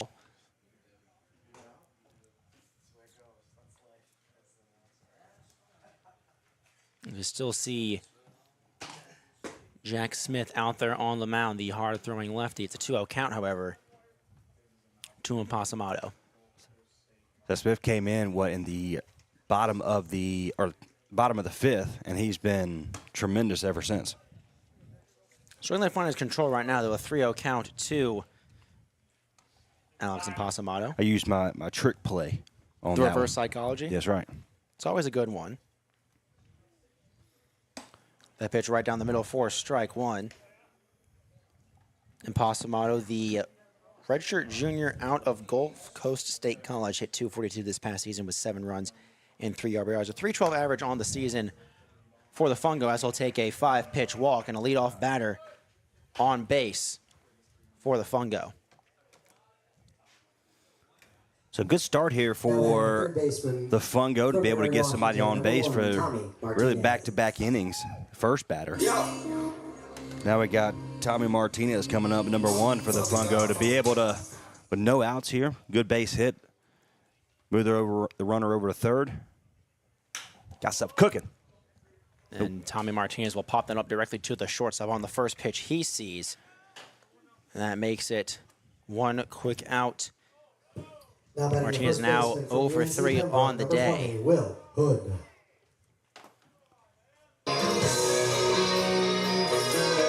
And that brings up Will Hood.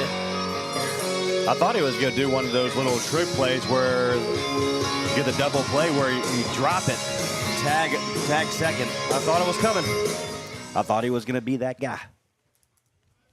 There's That always dude. a interesting play to see because some people be like, oh, the infield fly roll, which is always one that throws off a lot of people in the game of baseball. We saw it way back when the Braves were in a National League divisional series and they had a infield fly roll that got called when the ball was actually halfway into left field and the ball dropped and prevented a couple runs from scoring. They went on to lose that game and the series.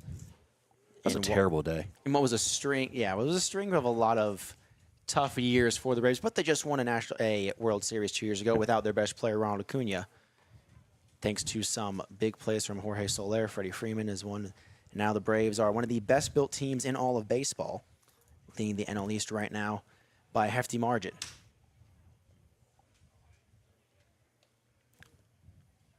Smith's first pitch to Will Hood is fouled back behind the plate, so 0-1 count.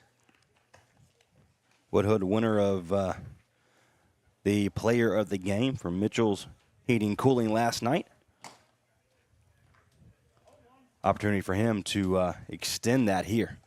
Hit that absolute bomb back in the second inning to tie the game for the Fungo. No scoring since then. And he'll hit one sharply on the ground, 2 short. Chance for 2. There's one at second. Over to first. Not going to be in time. Will Hood beats it out. So the inning stays alive. But Now that batting the shortstop from Belmont Abbey, number 15, Jack Boyle. brings up Jack Boyles.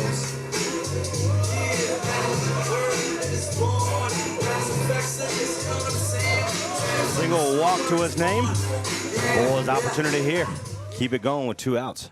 One of the better hitters of today's contest for Fungo, who have just struggled now 4 straight scoreless innings, in danger of a 5th. As the bullpen has done wondrous work so far for the Disco Turkeys.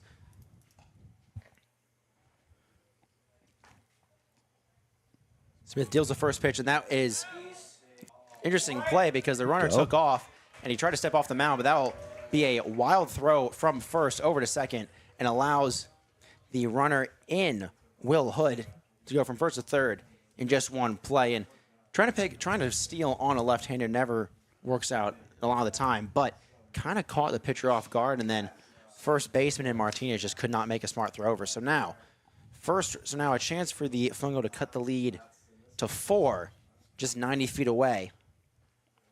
As Jack Boyle still waits the first pitch he'll see, and that first pitch is high for a ball. That was just a good jump. I mean, looks like he was taking or stealing all the way, Aaron Will Hood. And Smith threw it over, and just a poor throw from first to second. So opportunity right here. Got to capitalize on those mistakes if you are the Fungo, as a foul ball makes the count even at 1 apiece. A little small ball action is what we like to say. Jack Boyles does have the speed if he wanted to lay down a bunt. The infield is playing Well, he quite got 2 back. outs, though. That's exactly. You do have 2 outs. So it's possible that pitch catches the outside corner, 1-2. Could have swore they were going to do that yesterday in the 8th. We saw a lot of it. Well, we did see the infield playing very deep, or very in, we should say, in a lot of chances, and we saw the second base make a couple of big plays. That pitch could be skied down the left field line, hooking foul. Is it going to drop in? It will not. And the left fielder, Tubbs and Rodriguez, the shortstop, could not get to it in time. So it stays 1-2. Boyle stays alive and keeps the bottom of the 7th alive for the Fungo, looking to cut into this 5-run deficit and keep a 3-game winning streak alive. This 2-run jack would be, this place would go crazy. Nice little crowd here, still, here in Wake Forest. Just trying to fill in from the games on the other side. And this crowd is looking for a big monster comeback. The 1-2 pitch, Boyles just gets a piece of it. Wasn't expecting the fastball, but keeps his at-bat alive. 1-2, 2 gone. Runner on third after the wild throw on the stolen base attempt. Disco Turkeys ahead 8-3. Smith kicks and deals. That ball's to be lined sharply over to the shortstop. Diving play. He's a try and throw over, and he does not get it. Hey, safe. Going to give it? No, see. they're going to call him out. And they're going to call him out. That was a tough one. Wow. But a remarkable play by Rodriguez out in short. Looked like potentially Boyles could have gotten there by a step. But the second base umpire says he got there. So it'll stay 8-3. Top of the 8th coming in just a few short moments.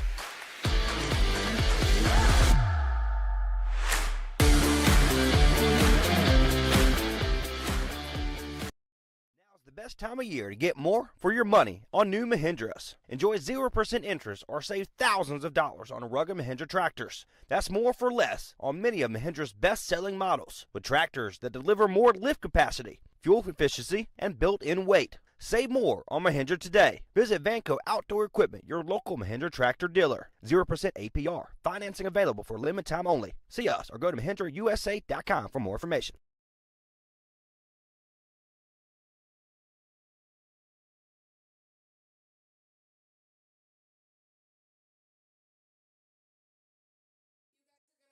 Around 10 times and then take off to the guy to the red. Okay, on the count of 3. Start spinning. 1, 2, 3, go. 1, 2, go faster. 3, 4, 5, 6, 7, 8, 9, 10. Run.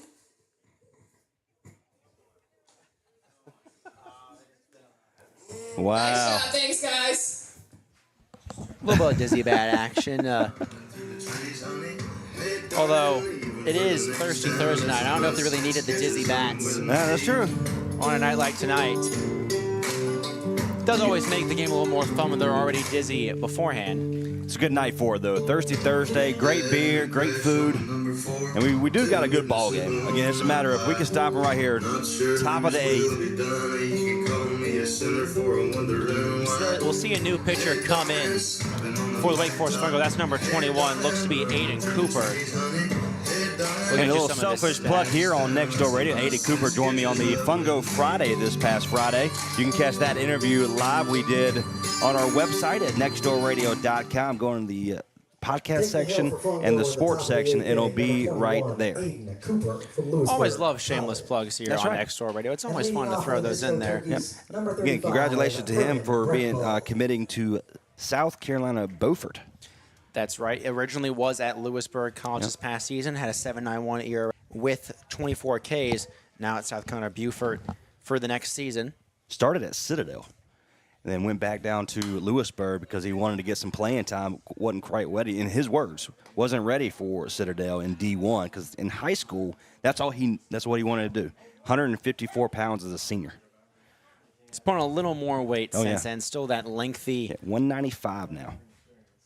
Some good ways. That first was to be lined directly to Anthony Mita, who will just calmly make the play. Didn't even have to move. Didn't phase him one bit. So one quick out for Aiden Cooper and the Fungo. And they're going to need some quick outs with just 6 outs of their own remaining until this game goes down as a loss. That'll bring up a new batter for the Disco Turkeys. Not number 35 in Pyramid Breckpool not number 54 in Derek Martinez as you would be expecting. It's going to be number 9. Whose number we unfortunately just don't seem to have. One of the few times you'll see that. So an unknown man batting, and he looks at a first pitch strike. So we'll have to see if Mr. Mystery Man can find a way to get on base, but he's already down 0-2.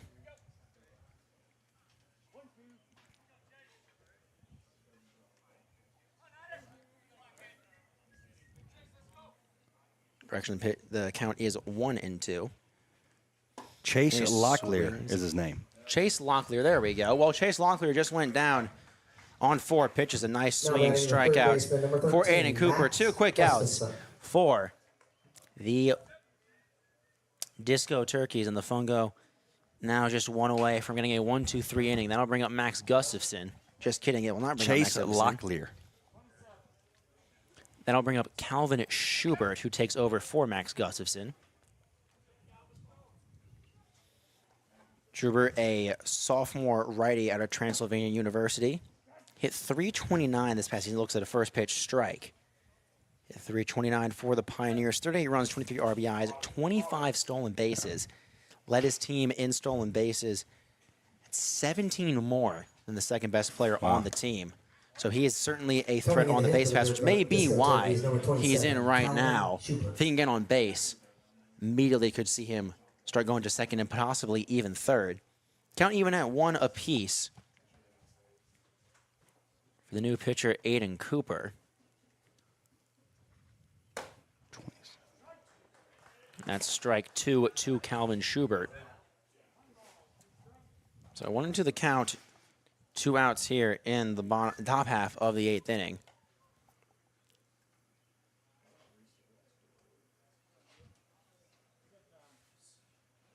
We get time for Schubert. Fungo just 1 strike away. Not only, he's just poised. He's that veteran leadership that you like. And Ratuki wanted to strike there. He thought that was it. Home plate umpire does not agree. It's 2-2 now with 2 going in this 8th inning. This is the second pinch hitter for Disco Turkeys. Wow, what that a pitch. pitch. Beautiful Oh, my curveball. goodness. Froze the batter. 1, 2, 3, go the Disco Turkeys. And the Wake Forest Fungo will get a chance to try to get some runs back at the bottom half of the 8th right after this.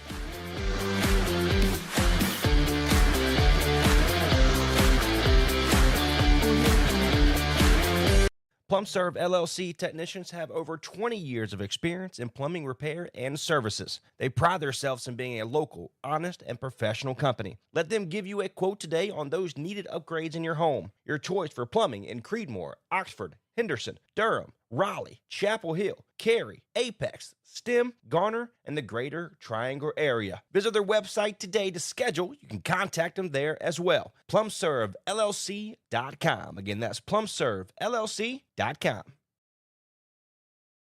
Hey, we made it easy for you here on Next Door Radio and NextDoorRadio.com. Available now by way of the Google and Apple Store is the Next Door Radio app. Anywhere you want to go, you can take Next Door with you.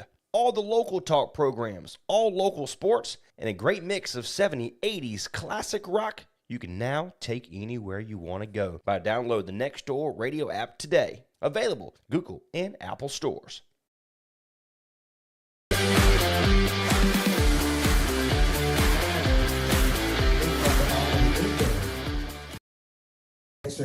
Back inside JB Flaherty Park, Josh Bartosik alongside Trey Snide here on Next Door Radio.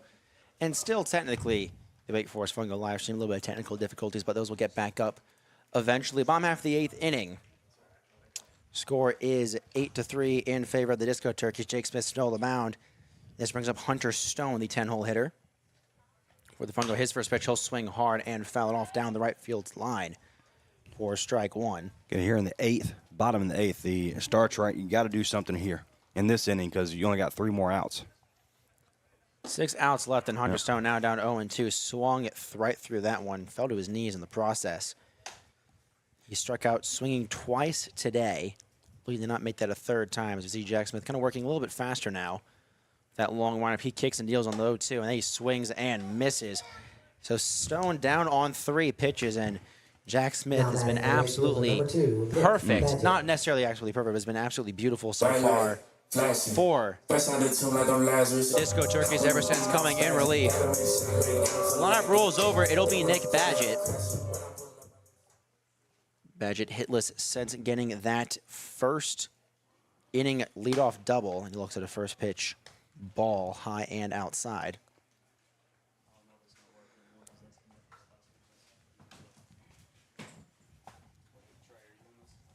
I am.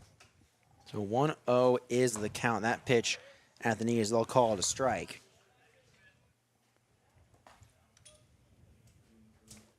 The count even at 1 with 1 already gone to Nick Badgett. 1 for 3 on the day. That pitch low and inside. That's ball 2.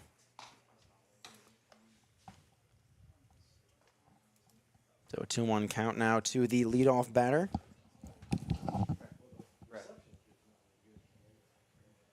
Jake Smith still absolutely dealing out there on the mound.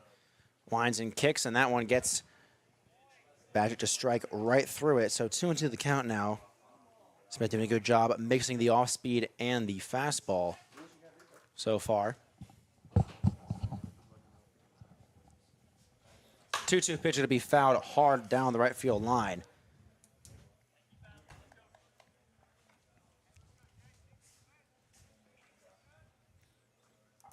So Badgett stays alive 2-2 in the count. Smith winds, fires, and deals a ball well inside. So a full count now to Badgett. And he'd be a big early base runner in this 8th inning for a team that's in a desperate need of some runs.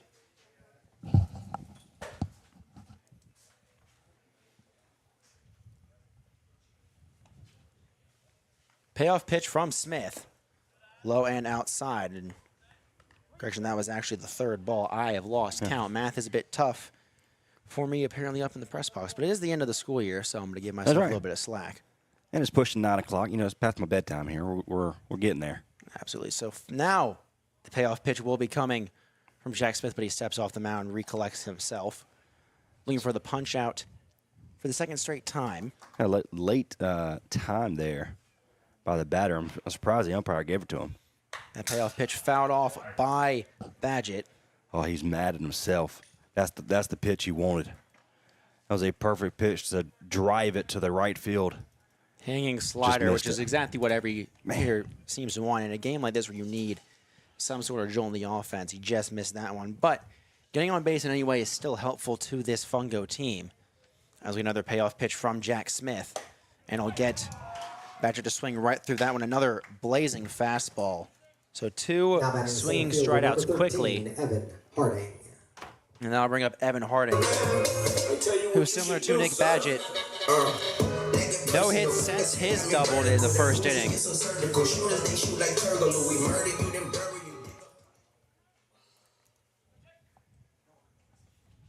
Harding 1 for 4 last night with a run and a walk. He'll foul the first pitch off that he sees right behind us. 0-1 your count.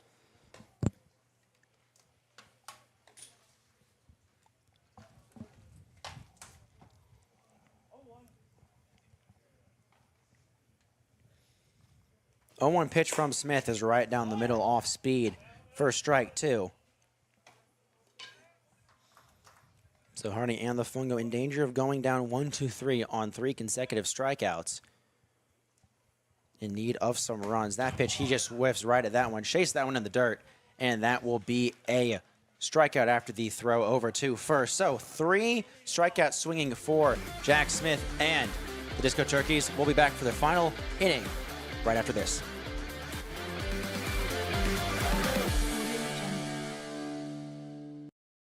Ready to get back in the game? Great news. The movement experts at Breakthrough Physical Therapy can help athletes and their families find pain relief with lasting results to keep you off the sidelines. With over 20 convenient locations across North Carolina and South Carolina, contact Breakthrough today at breakthrough-pt.com to see a physical therapist. Breakthrough Physical Therapy, a trusted choice for keeping athletes and their fans in the game.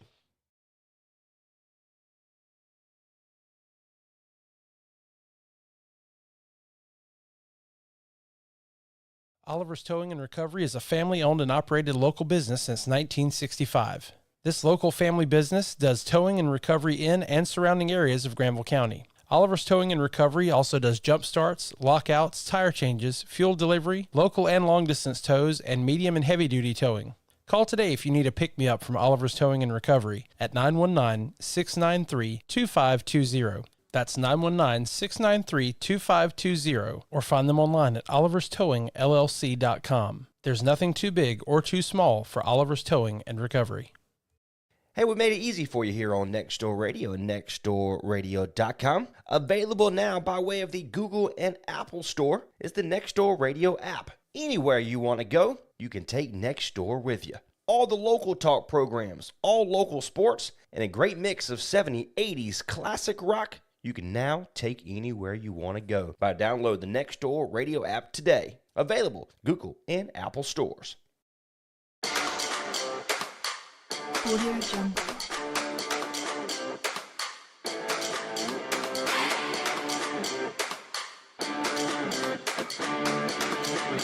Audio Jungle.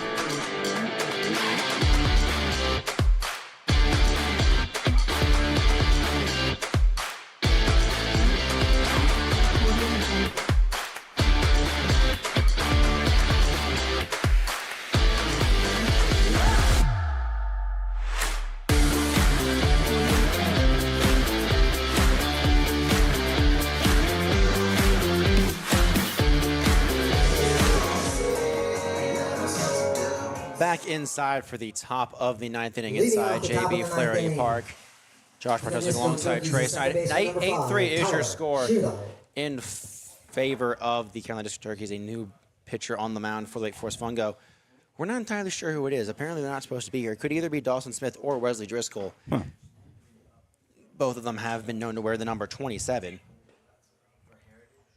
But this brings up the first batter of the inning for the Disco Turkeys, which will be Tyler Scheichel, who is 1 for 3 on the day, had the double back in the second and has struck out twice since then. And no swing at the first pitch he sees, and that one will just roll foul. So a 1-1 count to Scheichel. Or Scheidel, I should say, excuse me. Or 0-2, I do believe is what the umpire said. It's very tough to tell with the ever-changing strike zone. That's right. In today's contest. I agree. That pitch fouled off. So Scheidel stays alive for now. Almost got him to swing and miss there. Kind of the end of the bat popped it up behind the press box here. 0-2 still the count to the 9-hole hitter for the Ducks. Or excuse me, not the Ducks, the Disco Turkeys. Disco Turkeys played the Ducks just recently. That one hits him right in the head. And on an 0-2 pitch, that is the last thing Now batting number 41. that you want to do Alex as a pitcher. Gets a Rodriguez. free base, and then I'll bring up what should be Alex Rodriguez for his 4th at-bat. Is that the 4th hit by pitch today? Is that right? Or is that 3? That is 2. number 4. Yeah. And that one was the first one where I think there really is no way to get out of the way. That No. one just hits him straight in the He head. actually tried to, so there you go. And this time the ump did call it. So Alex Rodriguez comes up, looks at the first pitch, strike. He is 0 for 2 on the day, walked back in the 4th, but has struck out and lined out since. That pitch is outside for ball 1, and the Disco Turkeys looking to add even more insurance in what might seem to some people like a clear-cut victory, but we have seen crazier things at JB Flaherty Park than just a 5-run comeback. Oh, yeah. I mean, we've got the offensive power to be able to do it. That pitch will be lined into the right center field gap. That'll get down. That one should send the runner to third. He's going to test it. The throw from running over to third, an absolute rocket. What a but throw. off balance, and that will allow the batter in Rodriguez to move up to second. So it might be scored as a single, and it most likely will be, but the runners go to second and third. Back to the top of the lineup with the center fielder, number 39, Chuck Evans. Big Badgett threw a dart. Wow. An absolute dart. But it does allow but it was just off balance, or just off in terms of accuracy, and allows runners to go to second and third. Still no outs, and now a great chance for the top of the lineup that has really struggled so far in this contest to bring home some extra runs for the Disco Turkeys. That first pitch on the inside upper corner, strike 1. As we talk about this top of the lineup, Chuck Evans 0 for 4 on the day. Devin Rodriguez 0 for 3 with a walk. And Kane Smith, the only one to get a hit, as that one is to be skied into shallow left field. Making the play and calling for it is the shortstop Boyles. That will be 1 away and gets rid of the leadoff batter, which now makes him 0 for 5 tonight.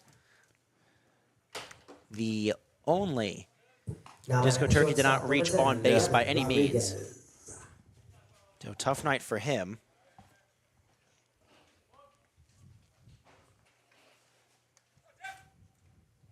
And that brings up Devin Rodriguez.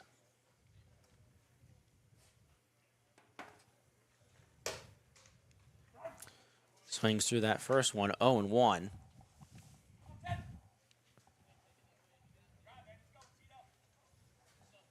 So, whichever number 27 we have right now, again, tough to tell, could be Dawson Smith or Wesley Driscoll. They're going to get themselves out of the jam that they have put themselves in. As that one is hit short, softly on the ground. The play at the what a plate. play. Smart play by the third baseman in Martinez. Throws over to Rittucki and retires the batter. That was in the form of Tyler Scheidel. And keeps the lead at 5 and gets the second out. What a heads-up play by the third baseman. Tyson Limpson. That was a Martinez. batter to move over to first on the fielder's choice. This brings up Tyson Lipscomb, another pinch hitter for the Disco Turkeys. We see a lot of that now as this lead is kind of stalled at 5 for a while. Taking over for Caden Smith, who hit that shot into left field to make it a 5-run lead back in the 7th.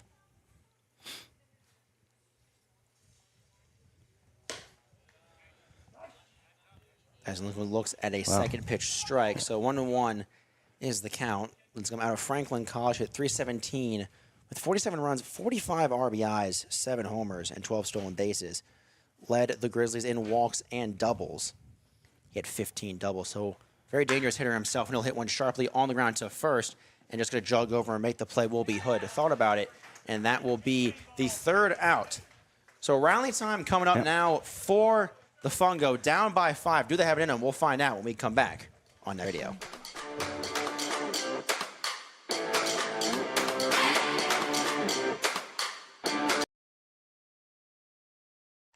On behalf of everyone at Oliver's Towing, Towing for a Cure, in memory of Denise Ellis, Sandra Newton, along with all who have lost their battle and in honor of all living survivors. 100% of all ticket sales and proceeds go to Pretty in Pink Foundation in Raleigh, North Carolina on behalf of breast cancer awareness. The raffle tickets are for sale, $25 each or 5 for $100. First place, custom wrap snap on toolbox, $2,500 value. Second, a Vase Texas Roadhouse gift card, that's $550 value. Third place, a Roku 55-inch TV, a $248 value. Fourth, breast cancer theme die-cast NASCAR and gas card. That's a $90 value. Fifth place, Steel Magnolias gift card, $50 value. Sixth place, Fishing Creek gift basket. Drawing will be held at the Boyd GM on October 28th at 2 p.m. You do not have to be present to win. Again, 100% of all ticket sales and proceeds go to Pretty in Pink Foundation in Raleigh, North Carolina. For more information, you can contact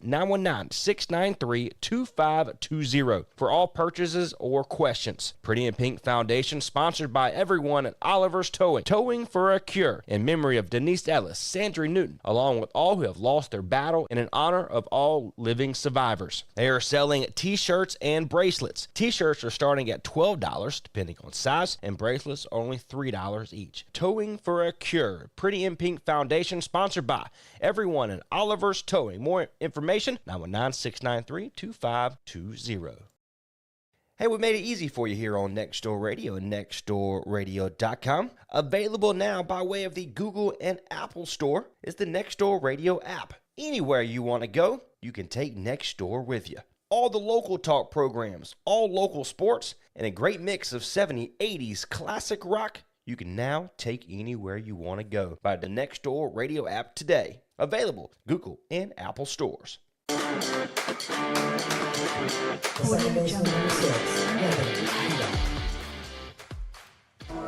Final 3 outs for the Fungo. Down by 5 in the bottom of the 9th inning. Anthony Mita up to bat first. And a new pitcher on the mound for the Disco Turkeys. Breckenball looks like to come directly down the middle, but he didn't call a strike. That pitch is fouled off. No idea who this pitcher is. Another mystery one with the just really no idea who is wearing what number tonight for the Disco Turkeys. You're right, it is number 38, but we don't know. Fortunately, we just don't know who that is. Unfortunate indeed. He's got Mita behind in a 1-2 count.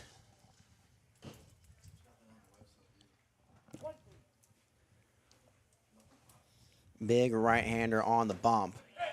And a good take for Mita to make the count even at 2 apiece. Mita, Ruteki, and Fox are the 3 batters up. As Mita looks at a ball to even the count up at 4, even the count to full, move the count to full. Mita 0 for 3 on the day. Ruteki 1 for 3. And Thomas Fox 1 for 3 as well, as Mita hits that one sharply on the ground to first. And a nice scooping play by Martinez over there to get the first out and retire Mita. Now batting the catcher from Campbell University. 0 for 4 there for Mita Jackson tonight. Ruteki. Almost an exact opposite of what we saw last night from Mita, but that'll bring up Jackson Ruteki.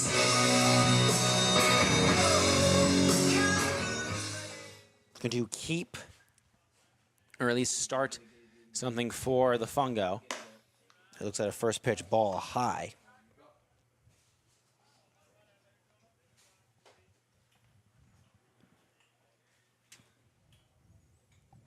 The 1-0 from the big right-hander on the mound.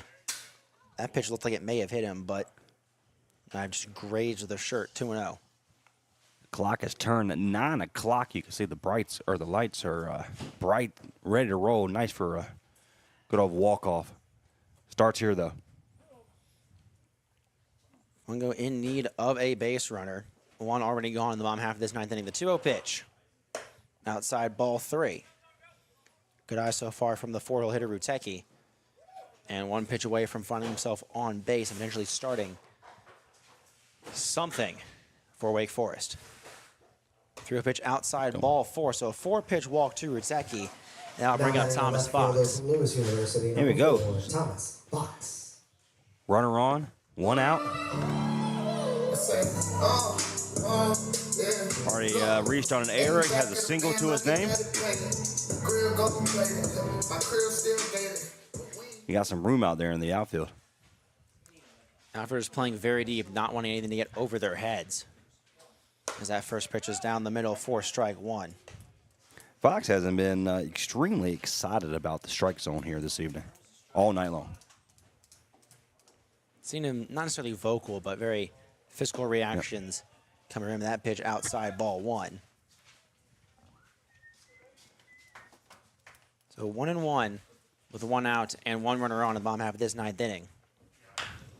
And he hits that one softly over to first. No play at second, potential play at second, but he would have to tag him. That ball goes off the glove and will allow Ruteki to move up to third, but they do get the force out at first. But because they stepped on the bag, you would have to tag the runner at second. Not able to do so was the shortstop Rodriguez, and that will allow a runner to get 90 feet away from scoring.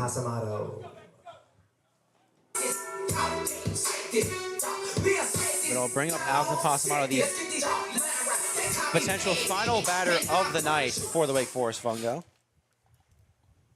He walked when he came in for Stallings back in the 7th, and he'll look at a first pitch strike.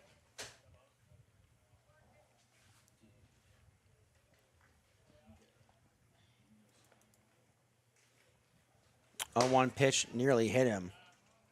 1-1. Little two out rally here. Runner on third. Little base hit to get it going. 1-1 pitch outside ball 2. We'll talk a little bit about while we had that runner on third. In all but 2 innings, the Wake Forest Fungo have left a runner on base. And that has ultimately led to their downfall in today's contest. Lots of chances, but just not able to advance the runners home. And that was why they find themselves down by 5 with just 1 out remaining on the 2-1 pitch. That one on the outside corner, 2-2. Down to the final strike here. So Fungo 1 strike away, 1 out away from seeing their 3-game winning streak end. 2-2 pitch. Just on the inside, 3-2. A good take from Pasamato. So a full count, 2 outs. Runner on third, still down by 5. Long way from making this one competitive. That pitch is high. So 2 runners on now. And a chance for Tommy Martinez now to keep the rally going. So Pasamato's, both of his at-bats have been walk. So Martinez, 0 for 3 tonight.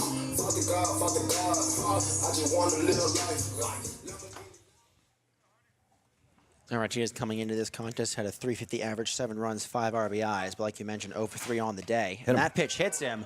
So that'll load the bases. Here we go. And now things get a little bit more interesting for the Wake Forest Fungo. So the bases are juiced. Little Now we'll erratic. bring up Will Hood.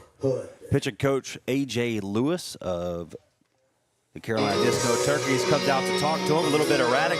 2 outs. He was impressive the first 2 batters. Now we have bases loaded. Who would you rather have at bat than right now? Will Hood. We've seen it over and over and over here this year. Will Hood, who had the home run back in the second inning, and a home run here makes things very, very interesting. So bases are juiced. 2 outs, bottom of the 9th, 5-run game, which now makes that solo shot back in the 7th inning by Caden Smith that much more important if something happens here. First pitch to Will Hood. He'll swing right through that one. Couldn't catch up to the fastball, 0-1. Come on, big guy. Let's drive it here. Put a couple on. Get some momentum and some confidence. Fouls that one off and finds himself down and behind in the count quickly. 0-2. 1 for 3 on the day. Reached on a fearless choice his last time up in the 7th, but hit that absolute bomb back in the 2nd, which was the last run that the Fungo scored. 0-2 pitch. That one bounces on its way to the plate. Good job behind the dish from Conklin to keep it in front of him. And the inning stays alive for Wake Forest. 1-2 count, 2 outs, bases loaded, 5-run game. The pitch is going to be grounded sharply on the ground to shortstop, and he'll try and throw it across his body to first. Safe. It's not going to He's be safe. in time. They're going to say he's safe. A run comes across to score, and just like that, a home run ties this game up. An infield single, great hustle from Will Hood. And just like that, it's a 4-run ball game. Hey. 2-out rally here. Down by 4. It's a Boyles. Jack Boyles did not hit a home run this year for Belmont Abbey, and has hit a home run this season for Fungo. Looks at a first pitch strike. No better time than right now. Hit a single in the 2nd and walked in the 5th before grounding out his last time up. He'll swing and foul that one off. So another 0-2 count for the Fungo. And they're down to the last strike one final time. Or once again, I should say, not one final time. Don't want to. They don't do that. 0-2 pitch working quickly. That one outside. Ball one. Great eye from Boyles. And if you're Jack Boyles, just keeping this inning alive, finding any way to get on base is absolutely necessary. No need to hit a home run. Just keep the inning going. And he'll foul that one off, stay alive. Got the Still pitch he 1-2. wanted. That's the one he wanted. What a ball game. 8-4 the score. Bases loaded. Home run ties it. And the 1-2 pitch. Nope. Good check swing from Boyles on the slider away. That normally gets pitch. a lot of batters. And great pitch. plate discipline. Beautiful pitch. Couldn't get him to bite. Count even at 2. Almost a perfect pitch. Just could not get Boyles to get all the way around. 2-2 pitch. Got him. Right down the middle. Strike 3. That'll Looking. seal the game. A beautiful breaking ball. And the Disco Turkeys come away with a victory 8-4. And we see the Wake Forest Fungo winning streak end at 3. They gave themselves a chance at the end. One big knock there by Boyles could have changed the outcome, really, of this ball game. 8-4 win for the Turkeys, the Disco Turkeys. So great ball game. They gave themselves a chance to win. That's what I love about this Fungo's program. They battled till the last step. Obviously, the player of the game for the Disco Turkeys, at least, has to be Jack Smith, the left-hander, coming in and pitching incredibly in relief. Did not give up a run. Only, I think, 1 or 2 hits to his name. But that'll do it from us here at Next Door Radio for Trey Snide. I'm Josh Bartosi. We thank you for joining us, and we'll see you for the next Wake Forest Fungo game.